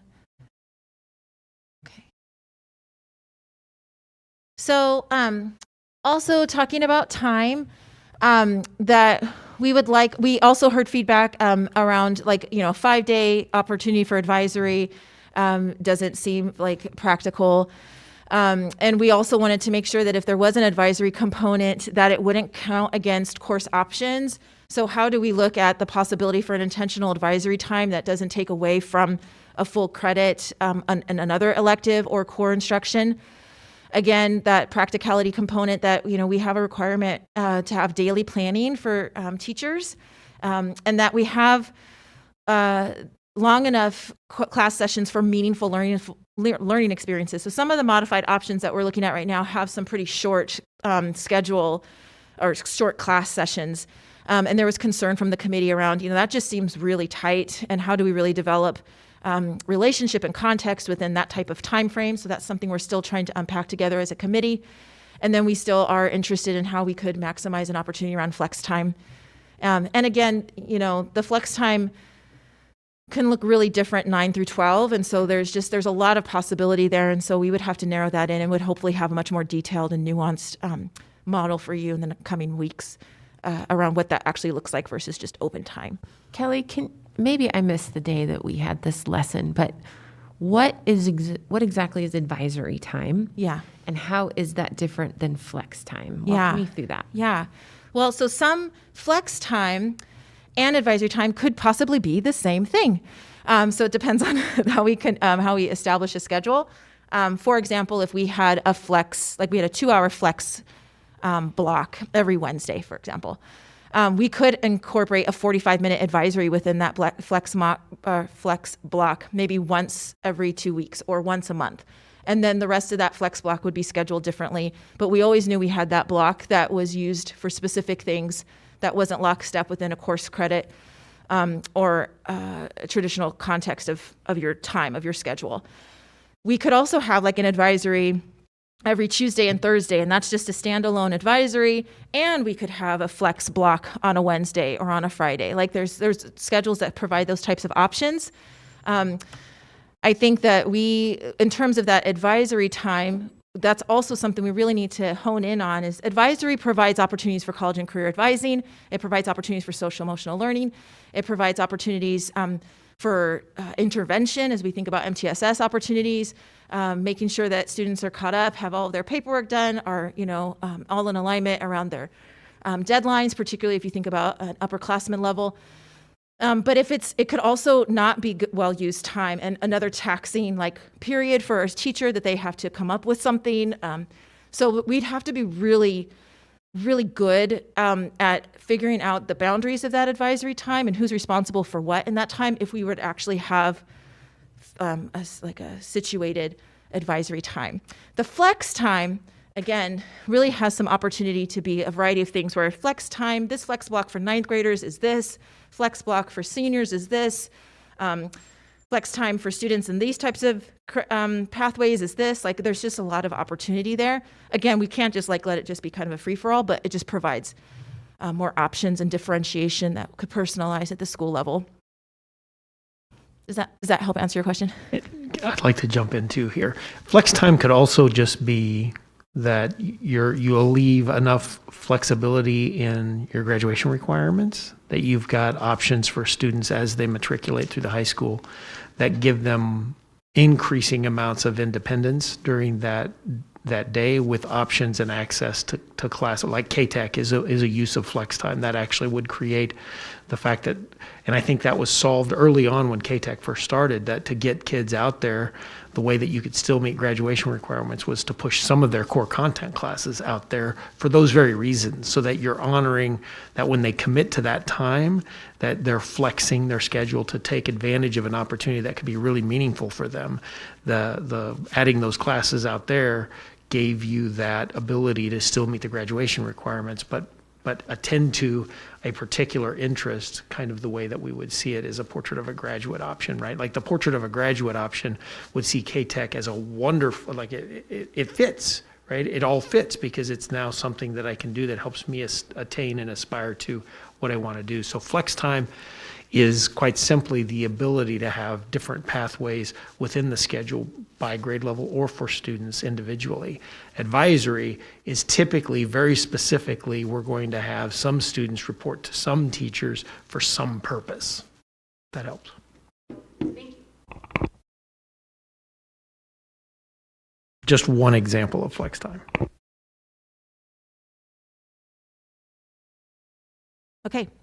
And then to go into some further detail around the practicality considerations, we had committee members talk about the practicality of lunch schedules, and we have one high school that's on 3 lunches. We have one high school that's not, but again, the enrollment projections are such that both high schools will increase in enrollment. That could possibly shift the need at the lunch hour, and then how would we ensure that our future schedule will be able to accommodate multiple lunches? Also, again, the block coordinations for K-Tech and dual enrollment. So really trying to not create a schedule that would create more complications for students who are in dual enrollment courses or in K-Tech partnerships. And then the collaboration time. So making sure that we have a schedule that isn't cumbersome with whatever collaboration schedule that we do end up moving forward with. And I think there is an opportunity to look at, well, if we were having these flex times or late starts or some other opportunities, we might not need the collaboration in the same context as it is currently, because there would be opportunity for that collaboration for staff. But again, that's to be determined on what kind of schedules we really narrow down to. We just want to make sure it's not compromised or cumbersome for kids and families. What creates the need for 3 lunches? Is it just lack of space or tables? Do you know? I don't know the actual specifics of why we have 3 lunches. Just curious, because Coeur d'Alene High, when Jennifer and I were there, was over 2,000 students, and it was 2 lunch periods. So it's obviously lunch looks different than it did right 20-something years ago. It's time. It's time and where do kids go when the lunch is over? And how do the kids that aren't at lunch, what are those kids doing? And so to some extent, you can, if you had a big enough space, you could feed them all at once. But the idea would be, how do you stagger lunches so that you're not stretching into other class periods, which would then create complexities in their schedule that keeps the scheduling fairly simple so you don't wind up losing, if a kid wants to, if lunches stretch into other periods, then you're actually limiting the number of selections and you eliminate choices for kids. That's really what it amounts to. So it's about time, space, and managing that transition. And the fact that I think we have actually in the articles 25 minutes duty-free lunch, and so you have a certain number of people who are going to have a time away from their responsibilities. And can you feed kids in the amount of time too, right? So just how much you can feed. And I used to we would get 1,500 middle school students in 4 lunches, and we would stagger them, and you could get them all through the line in 7 minutes, each group. And you have to practice, and yep. It really is a thing. It is. Kelly, I know when we spent a lot of time on switching to integrated math and this and that, we had some briefs from Hanover. Is it Hanover? Does that sound right? Yep. That came through. And is there any thing that you can get us that talks about the best length of a class for student learning, particularly for core subjects like math and English language arts? I know they talked about math. I remember reading that brief, and I can go back and look in that one, but it talked about, especially our younger students, like freshmen and sophomores, have a harder time with attention span. Is there anything that would help provide any sort of guidance? There's a lot of research that has, A, conflicts with each other, and B, shocker. I think where you look at the research around instructional time, it's not so much the amount of time that's blocked, it's the use of time and the way that time is broken down around specifically something around attention span. So you can have 45 minutes, and if you workshop that 45 minutes efficiently, it could be more powerful than having 90 minutes. Right. So there's no like magical number of minutes. It's the efficacy of how a teacher and student engages in learning in those minutes. And then the ways in which they utilize not only their in-person learning time, but then again, practice opportunities, intervention opportunities, assessments, and so forth. So I would say that no, there's not like a magical number. If there was, I think all of the high schools would be doing it, particularly if there was with math. It's like COVID-19, lots of conflicting data, right?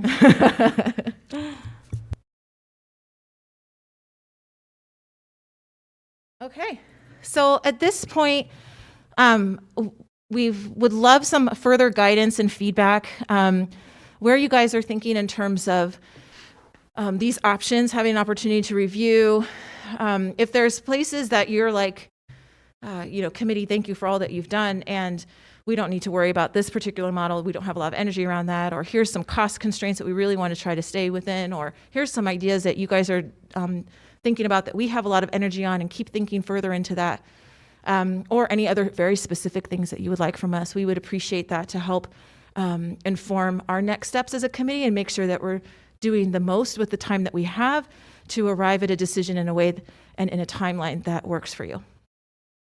I'm happy to start just because we were able to attend the committee, so thank you for including us. It was fast and furious, and lots of stuff was discussed. The one takeaway I had about trimesters was that it seemed like that presented the most roadblocks for those students trying to have dual enrollment. And Tambra, correct me if I get this wrong. Dual enrollment, or those students maybe on an AP that are taking a true college preparatory class have more than one AP class. There's a potential that they would be limited in the amount of electives that they could take, or access to different classes. I heard that.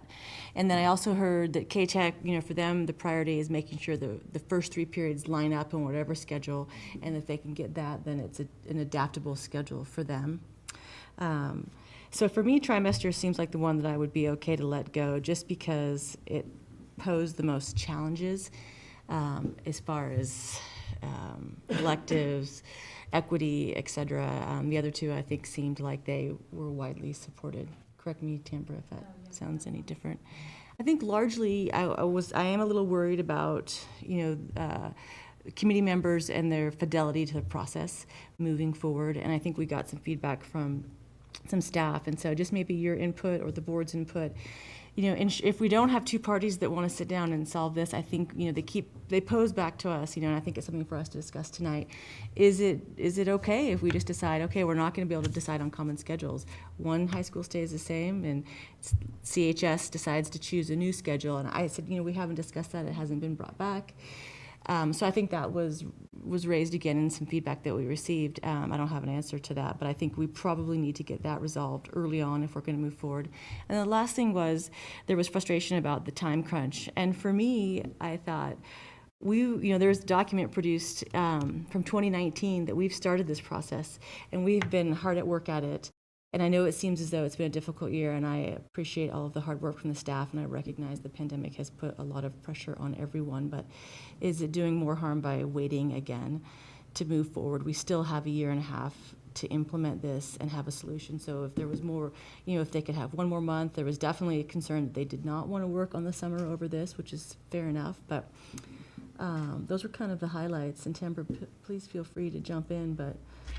No, I would agree with what you said and all of that. And I would like to see, I don't know if this is possible, but like you said, both high schools, maybe we agree on the requirements, and maybe, like, I would like to see, I see CHS gave feedback on a modified schedule, but were they given time as just a staff and a community to say, hey, what kind of schedule would look, what would look great for our community over here while still along the lines of our, making our graduation requirements the same across the board. So for me, I would like to see, we've heard loud and clear one high school, and I would kind of like to hear from Libby and her staff. I see they gave feedback on the modified schedule, but did they give feedback on the modified schedule only because that was like an option for them to give feedback on? Did they have another schedule in mind? I don't know what. I can answer a little bit of that. Okay. So when we spent months really focusing in on graduation requirements and kind of what do we want our learning priorities to be. And then we had 3 teams within our committee have time to explore all of the options that we had kind of reviewed. And you could see there was tons of different types of models, and work with their staff and other stakeholders to come up with 3 top options that they really thought were important models that represented what they would like to see in our district moving forward. So we had options from our committee representing Lake City High School, our team representing Lake City High School. We had 3 options from our team representing Coeur d'Alene High School, and we had 3 options from our team representing the district office and K-Tech. So the 2 modified options that you see in your packet from Coeur d'Alene, those were their 2 of the 3. Their third was the trimester, which is the one that was voted on moving forward for public feedback. And then the other modified block opportunity from the district office team, that was one of their 3 that they presented forward. So those aren't ones that were forced. Those were ones that were generated and created by both of those teams and presented as viable options that they liked and thought were representative of our work as a committee. We could talk further with them, especially at that time we were working under the consideration that we would have an aligned schedule. Now if we're saying, hey, we can have some flexibility in what the containers of time look like as long as both high schools result in the same graduation requirements and credit requirements, that kind of opens up a whole new world in terms of that committee work and what possibilities that could be. Not necessarily just the requirements, but the opportunities. I'd like to see the same opportunities afforded to students at CHS that Lake City gets to have as well. Okay.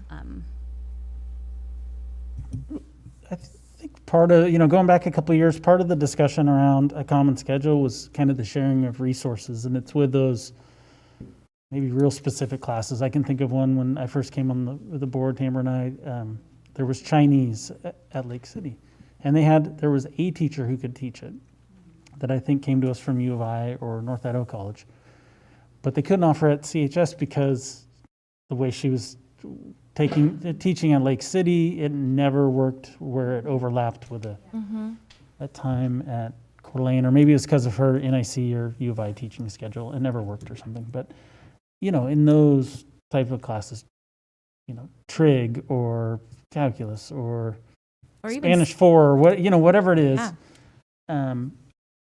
Is that realistic? Is that practical?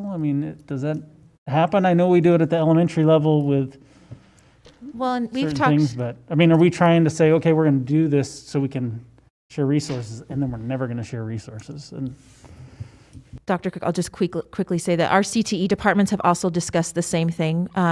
If we had an opportunity to share students around particular CTE pathway courses, shop resources, other elements like that. So that's just another, beyond just core content or specific standalones, there is opportunities around sharing a resource around pathways for CTE as well, if we Right. were on the same schedule. because shop, we've had a very difficult time filling those positions, Correct. I think. And So at Lake least City one, has if a not shop both schools teacher. have it open right now, I think. Yeah, and we have an open shop at Coeur d'Alene High.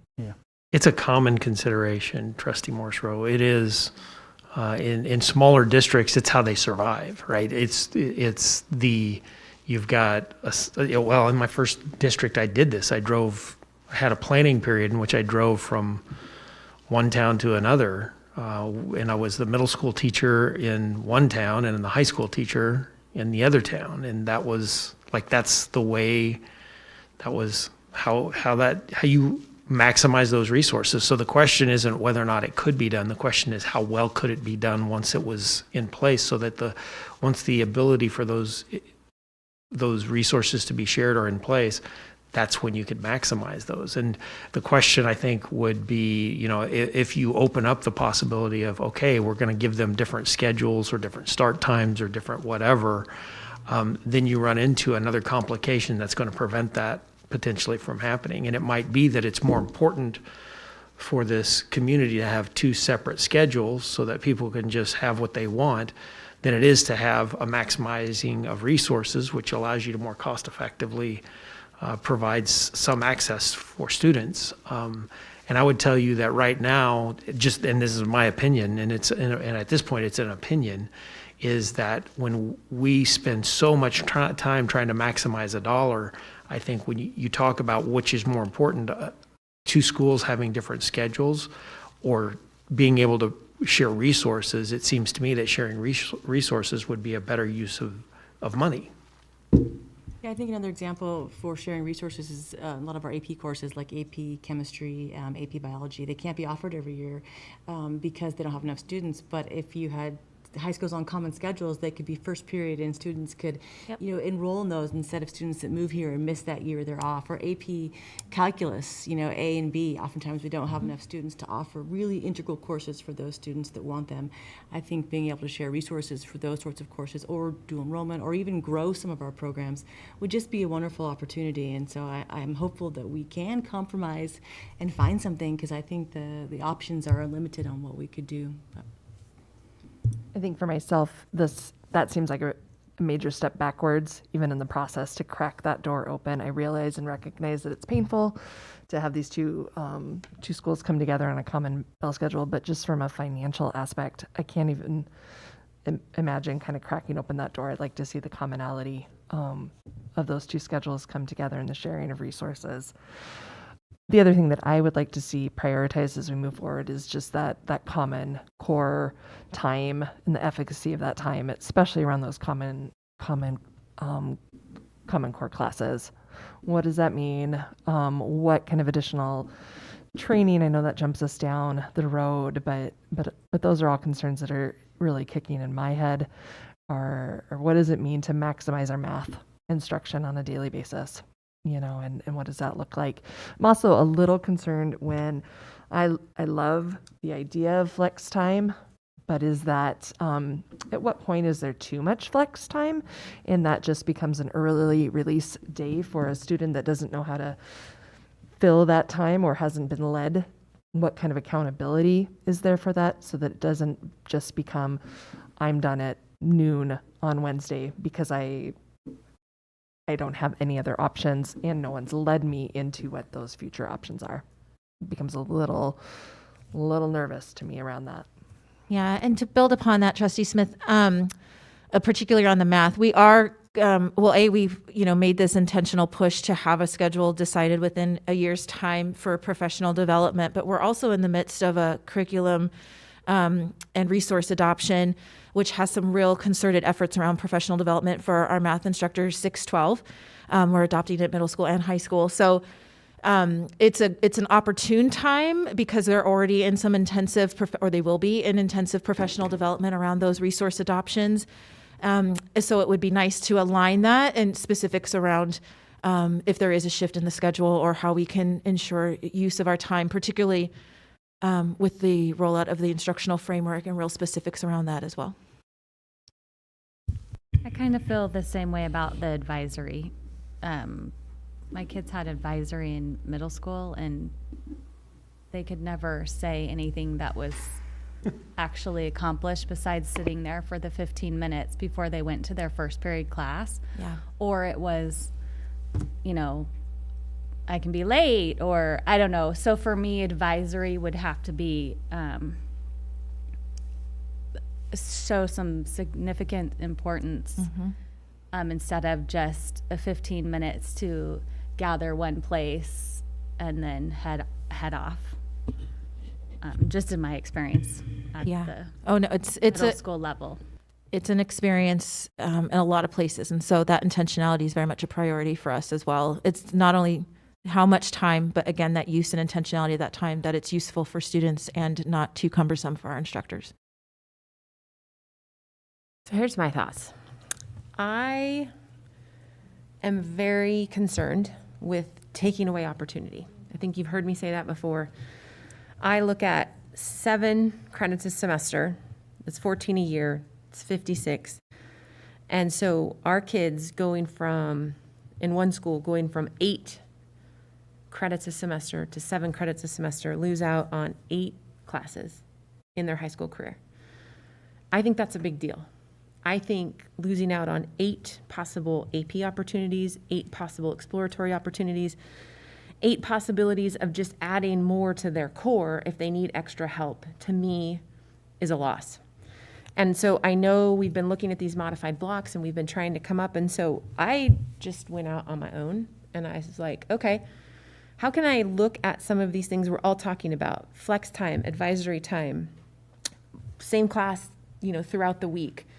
And I saw 3 different types of options out there that include an 8-period day. The one is one that was actually part of the original email you sent out to the committee under the enrichingstudents.com. And it was an AB block that had a flex built into the middle. And this is what it looks like. They reduce those 90-minute windows by 8 minutes and they plug in an advisory period. Because I don't know if it's a priority, but I saw it listed multiple times. And so I thought, okay, well, that's one way to address that. And then I thought, okay, we've got people who are very concerned about the amount of time kids are being seen in a week. And so under unlockingtime.org, they had an AB type block. So what they did was they had one day that had every single class and it was 50-minute class.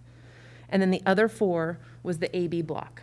And so you had every week, kids were seeing their teachers 3 times a week. One day, all of them, and then the rest was the AB block. It also, to me, provided a little bit more consistency because you don't have that rotating AB, and then flipping the following week. Then there was another period because there was another possibility that talked about an 8th period every day. So you have one of your core classes potentially, particularly math, because I know we've had a lot of discussions around math. And this was at a KSN, it was kasn.berkeley.edu. And it had the 8 periods a semester, but you had an 8th period every day. And that was a 50-minute period every day, 5 days a week. And then you had the other classes that rotated, and they were 95 minutes, and it rotated through. And in fact, in that schedule, I think, and I emailed them all to myself, and I'm happy to email them out to you guys. So it had Monday. This was a Monday, Thursday, Friday that had 52 minutes every day, except the 8th period was 50 minutes. So you had 3 days a week that they were meeting 52 minutes. And then you had blocks on Tuesday and you had blocks on Wednesday that were 95 minutes, except that 8th period was 50 minutes. So this one, because to me the priority is opportunity, and, instructional time is important as well, but we've been having, we've already conceded kind of that the 6 period block isn't, 6 period isn't the best. So we're looking at 7. The 7 and the 8 are relatively equal in terms of the amount of time. So I'm just trying to say, I think there's still options that, and I'll also say, I'm not convinced that the two schools need to be on the same schedule. That being said, the discussion about resources, what I like to know is, are there really resources to share? Is it legitimately in two high schools this huge? Is it worth forcing the issue of the same schedule if you just can't get buy-in all the way around?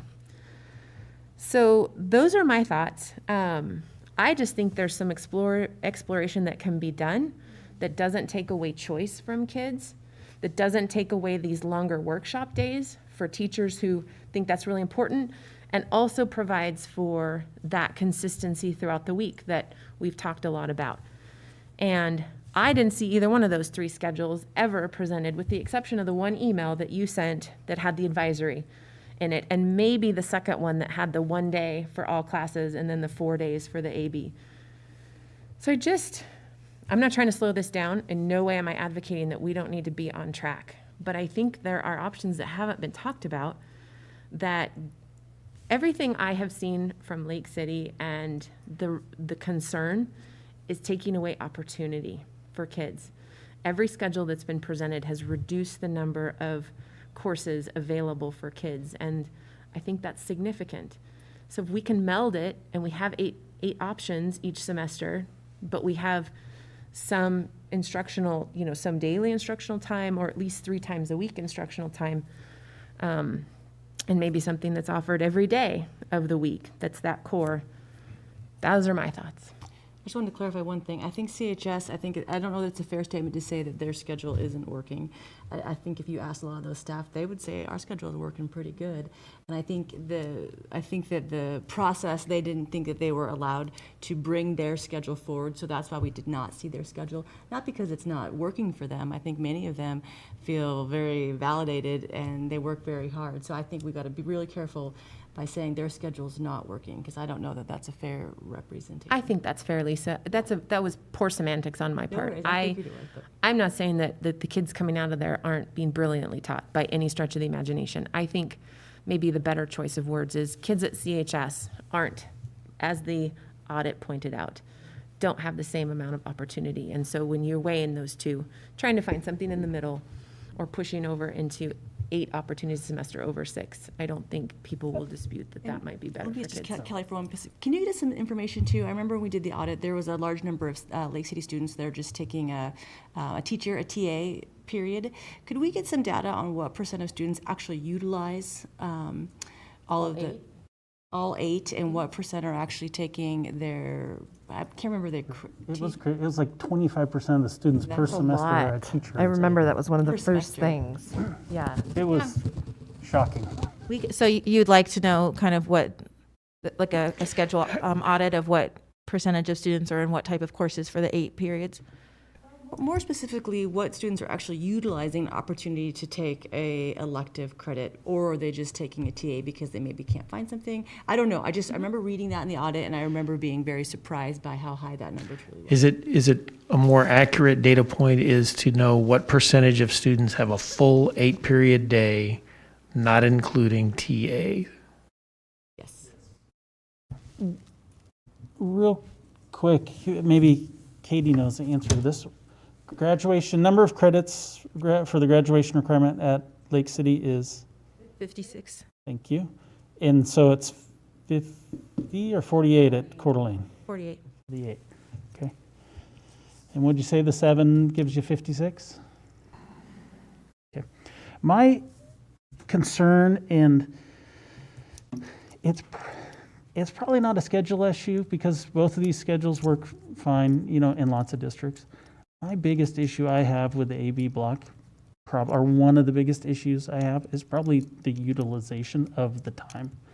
And I think if you ask students why they prefer that schedule, it's because they get lots of homework time. And so if you're taking a schedule that already has 25% less instruction time than a 6-period block, and then you're giving a third of the time, so 30 minutes every so often for in-class homework, you could be talking 50% less instruction time.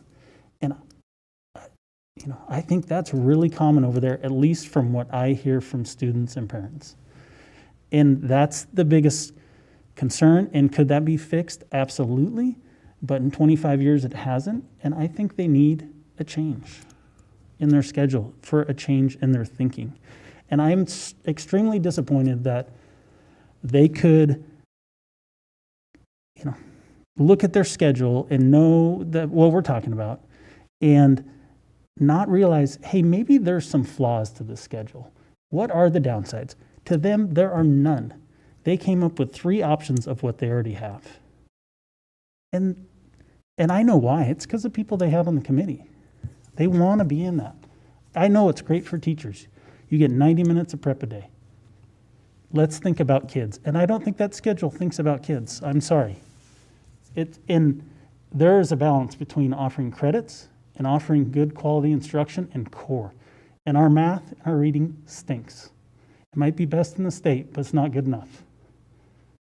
And I'm sorry, we've been talking about it for 6 years that I've been on the board.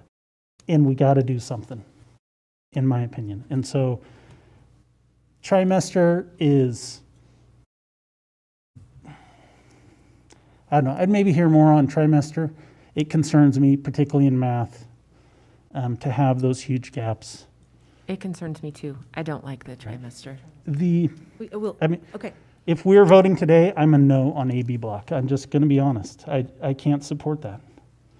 So that's where I'm at. In the flex days, the flex times, the 4 days a week, it sounds cool, but we got stuff we need to fix. Let's maximize our minutes, is my opinion. And once we get there, if these schedules work to start allowing for that, great. But I'm not ready to support decreasing instructional minutes. I would have to agree with that. I would agree that we should always be maximizing our instructional minutes, regardless what schedule you're on. So I'm hopeful that the feedback that you've gotten is, maybe just something that needs to be handled and has gone on for some time. But I do know that, I have kids that attend there and they're not getting their homework done in class. A lot of times it's group projects, group work, working on stuff. One was in the outdoor studies program that you can do on a block schedule. So I just think the problem is maybe professional development around, maximizing the 90 minutes because. And certainly, and I know that's painting with a really broad brush, and I know it's not every teacher, and I know it's not every day even with. But right, we should just teachers. maximize our time period in general, the time that our students have in the classroom. So regardless if it's 7 periods, 8 periods, 6 periods, whatever it is. So I would recommend that whatever we decide, whatever schedule or schedules wind up being the decision that we move forward with, that there is a highly attuned professional development plan for the best way to utilize those schedules for whatever that might be. And I think what we're looking for right now is that guidance to get us. I think that would apply whether it's 8 periods, 6 periods, 7 periods, or something, a trimester or something else.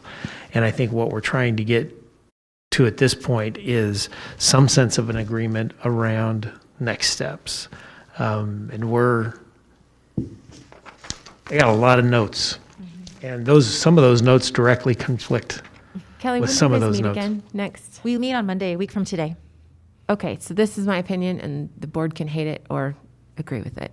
To me, this is coming down to a modified 7-period block, or looking at the AB block, or some variation of what I've talked about today. I would ask that the committee meets and it talks about those modified blocks with 7-period and these 8-period modified blocks, if you will, and come to us in May with 3 options from those that are going to have, and if you can't, and if 3's too many, then do 2. I don't want more than 3, that you can present to us and the reasons why, and those would go out to the community for some real options of talking about them, learning about them. We may need to have some workshops with the community to educate about what these 2 or 3 options would look like and get some honest feedback from them. The trimester to me compromises dual enrollment. I think we determined the modular for cost and complication. But I do think that if we're going to come together, we've got to either come to some agreements on a modified 7-period or 8-period. And where does the AB block weigh in that? Should be discussed by the committee as it sits, how the AB block currently sits at Lake City should be discussed by the committee, and objectively as to either why it's better than these other options, or an honest discussion about maybe there is something else that offers 8 credits for kids a semester and still meets some of these other needs, as well as how much is it being used. If you had that data for them that Trustee May asked for about, are we really, really using 8 credits a semester for these kids to explore options, or is 7 totally workable and totally doable with still enough time each day to do those workshop models and build relationships and do all that core stuff we've been talking about. I think Casey hit the nail on the head when he mentioned, we need to do what's best for kids. And I think this, we're all talking at a level of, it seems like everybody's advocating for what they know and what they're used to. And I hope we can put that aside. I think we need some data to help us drive this decision. It's a very personal decision either way. So I'm asking for whatever data you guys have. We've been doing both these schedules for a long time. Certainly you guys can get some data, compile it, and let's talk about it. And it's not going to be perfect, but let's just see what can we do that works best for kids, particularly in core subjects. The next piece is there fidelity in this committee? Is there commitment? I'm wondering, is there commitment to move forward by all participants on your committee? And if there is not, we need to know as soon as possible. Based on some of the communications that we've received, I'm wondering if there's not, and we can't proceed with just one school. So we need to have both parties at the table, and either we're going to roll our sleeves up and we're going to get to the bottom of this, or we're just simply not. So as soon as you can get that information, I think that would be really helpful. Can I ask, data is a really broad and wide term. Mm-hmm.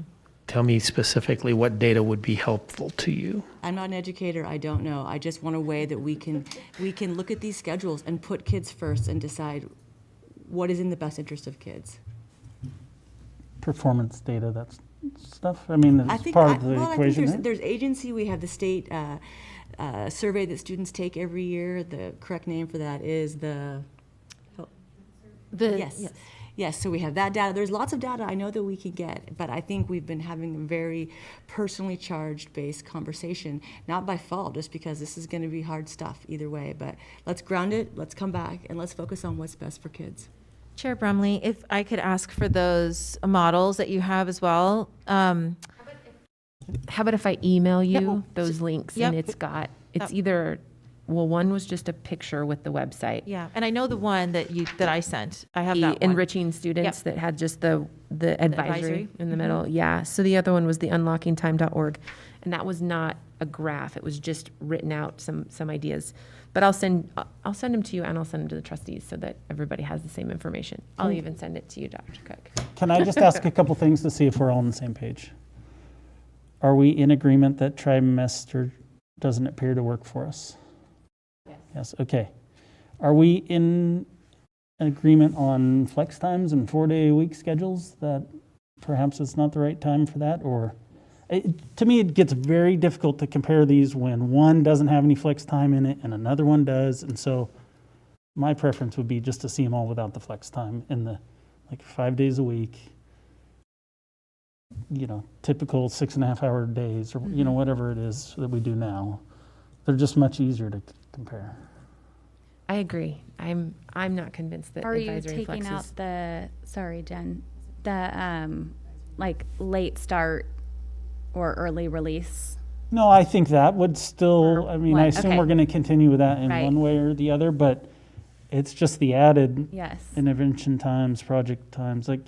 Maybe we could pick a schedule and then we can look at in the future, how's that work or Works. something. But it just gets, to me, super It was confusing. clear. Students were really gung-ho about 4 days a week, but the parent survey portrayed it was 51, 49, and so right Yeah, now. it was but Pretty closer close. than I anticipated, right? It was kind of 50-50.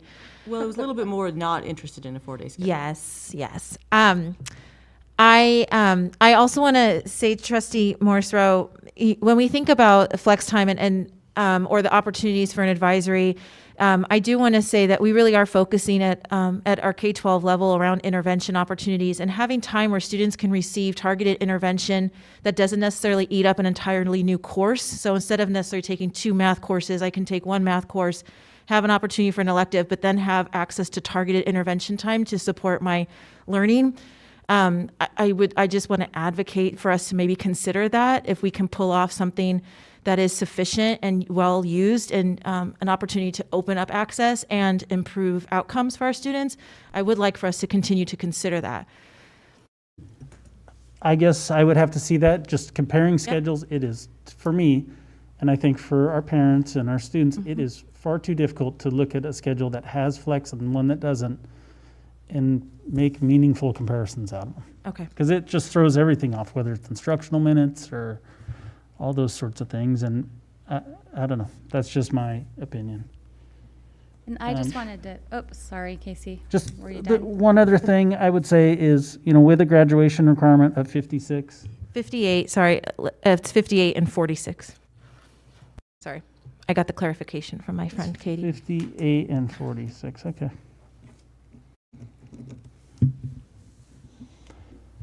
All right, I'll withhold my Well, and comments. can I ask a question to piggyback off that, Casey? I just want to, because I've heard a couple different things tonight.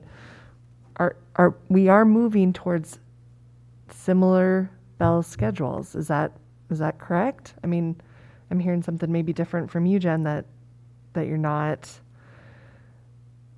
desiring both no. mutual bell schedules. My preference and- is both buildings, but I Okay. also know that if it's a matter of one, if the only point of having it on the same schedule is that we're going to share resources and there's really not much in the way of resources to share, and they've been on different schedules for 25 years, and it's a matter of one wanting to stick with what they're doing and the other one wanting to try something new and different, I'm not convinced that that's not possible. I just don't know that the sharing resources is so compelling that we wouldn't allow an opportunity for 2 different bell schedules like we've been doing. All right. I think to Trustee May's point, I don't know that that's CHS's ever had the intention of, hey, we need to do something different, something better. I think that came from the curricular audit. It says, you have one school that requires 46 credits and one that requires 58. And there's a huge difference in course offerings and, opportunities for electives at CHS. And, I don't know. To me, it's imperative that they're on the same schedule. And I'll just say that. So I'm not abandoning that at all, personally. I'm not abandoning that by any stretch. I just opened the comment for maybe there's an alternate possibility. I think it's an important thing that we clear up tonight for the committee work, because it is clear there's want on the committee that we continue to entertain that. And I think to move forward and not be stuck on that again, we should probably make commitment to it or not. I think that's what we would like, is some guidance on that, because the origination from that particular point wasn't just the sharing of resources, it was the equity issue. And it was about equity of access, both for some reason, 78 and 124 stick out. And I think that was the number of electives at CHS, the number of electives at Lake City High School. And the trade-off was that the instructional minutes that you had at CHS was substantially higher than the instructional minutes per class that you had at Lake City High School. And so that was a simple trade in that transfer. You were giving up instructional minutes in core classes. You were giving to provide that additional access. And I think that's ultimately, it's going to come down to 4 or 5 of these kind of questions.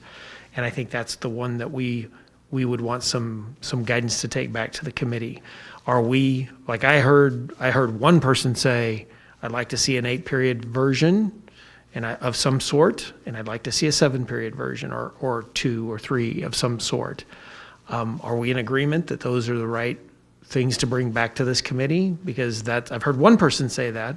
I don't want to I don't want to eliminate anybody's choices, but it would be nice for us to be able to bring back something that we know that the 5 of you want to look at. I'm open to a 7 or 8 period block, but there must be equal, it must be the same at both schools. Yeah, I would agree. I wanted to echo real quick what Lisa mentioned about the committee. I think if we move forward with the committee and you bring these concerns and thoughts that have been shared tonight, that we really need to have a committee that is open and willing to look at all schedules. I get that people are passionate about schedules and what's worked and opportunities, but and I have my own, but when we're looking at schedules for everybody, we've got to be looking at schedules for everybody, not just one community over the other. So I guess if we can't have that from committee members moving forward, then maybe some will step up to join that committee. I'm not sure. That's just where I'm coming from. I mean, we up here don't get to make personal decisions based on what's best in what's working great in our household. We have to keep an open mind, and we've got to follow a set of guidelines and expectations and things that we want. So we need to ask that of our committee members as well. If they want to serve on the committee, we have to be willing to look at something different from what we're already doing. And sometimes that's tough because we've been doing that for however many years, but we still have to be willing, and we have to participate. So We would ask that both of you continue to participate in this committee work and double down that you're willing to look at options. And I mean that. We would like to have that, that yes, open participation I am. from both of you. I'm totally on board, but I feel for the process to move forward, we need to have that amongst everyone involved in the committee. So I don't know what that looks like when you ask them moving forward, but. Okay, we'll definitely formally address it next time we're together. I would support the 7 or 8, so, for what it's worth. I think on that, if the committee can't get their act together, if you're going to have a third of the committee dig their heels in and not consider anything, then I would just say we look at that and we just need to fold that committee, and we'll just have to take that on as board work, is what I would say, because I think it's too important to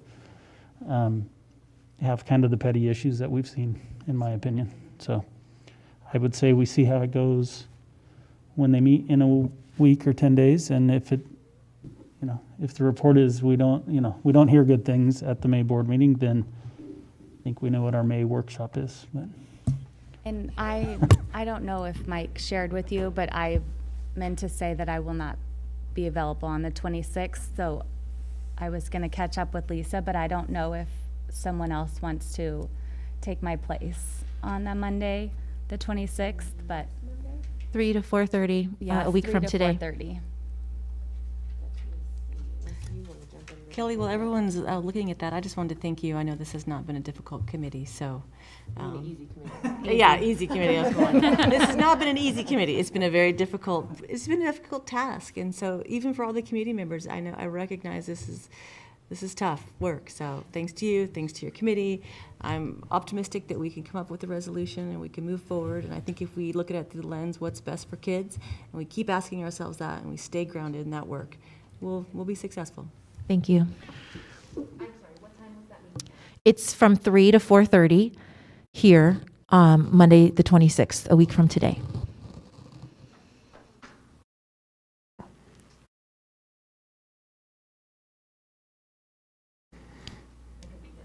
Thank you. Great. I think it's just important, and I just won't be able to make it here back in time. So. And I would just like to add that whatever gets brought back from the committee to the board, we would be running the similar kinds of financial models again on any other new versions of this with a a new commitment, I think, to the minutes, knowing and understanding the difference between 7 periods and 8 periods and how they relate to the graduation requirements. And we'll try to come up with the data on the percentage of students at Lake City that have taken 8 periods. This year is going to be a little wonky, but I bet we could find it historically. Do you have enough guidance? I think so. Thank you. I appreciate your time and efforts and your support in our committee trying to move this work forward for our kids. All right. Thank you very much, Kelly, for the presentation tonight and for starting from scratch. Thank you. Okay, anything else from trustees? All right, we're adjourned. Have a good night.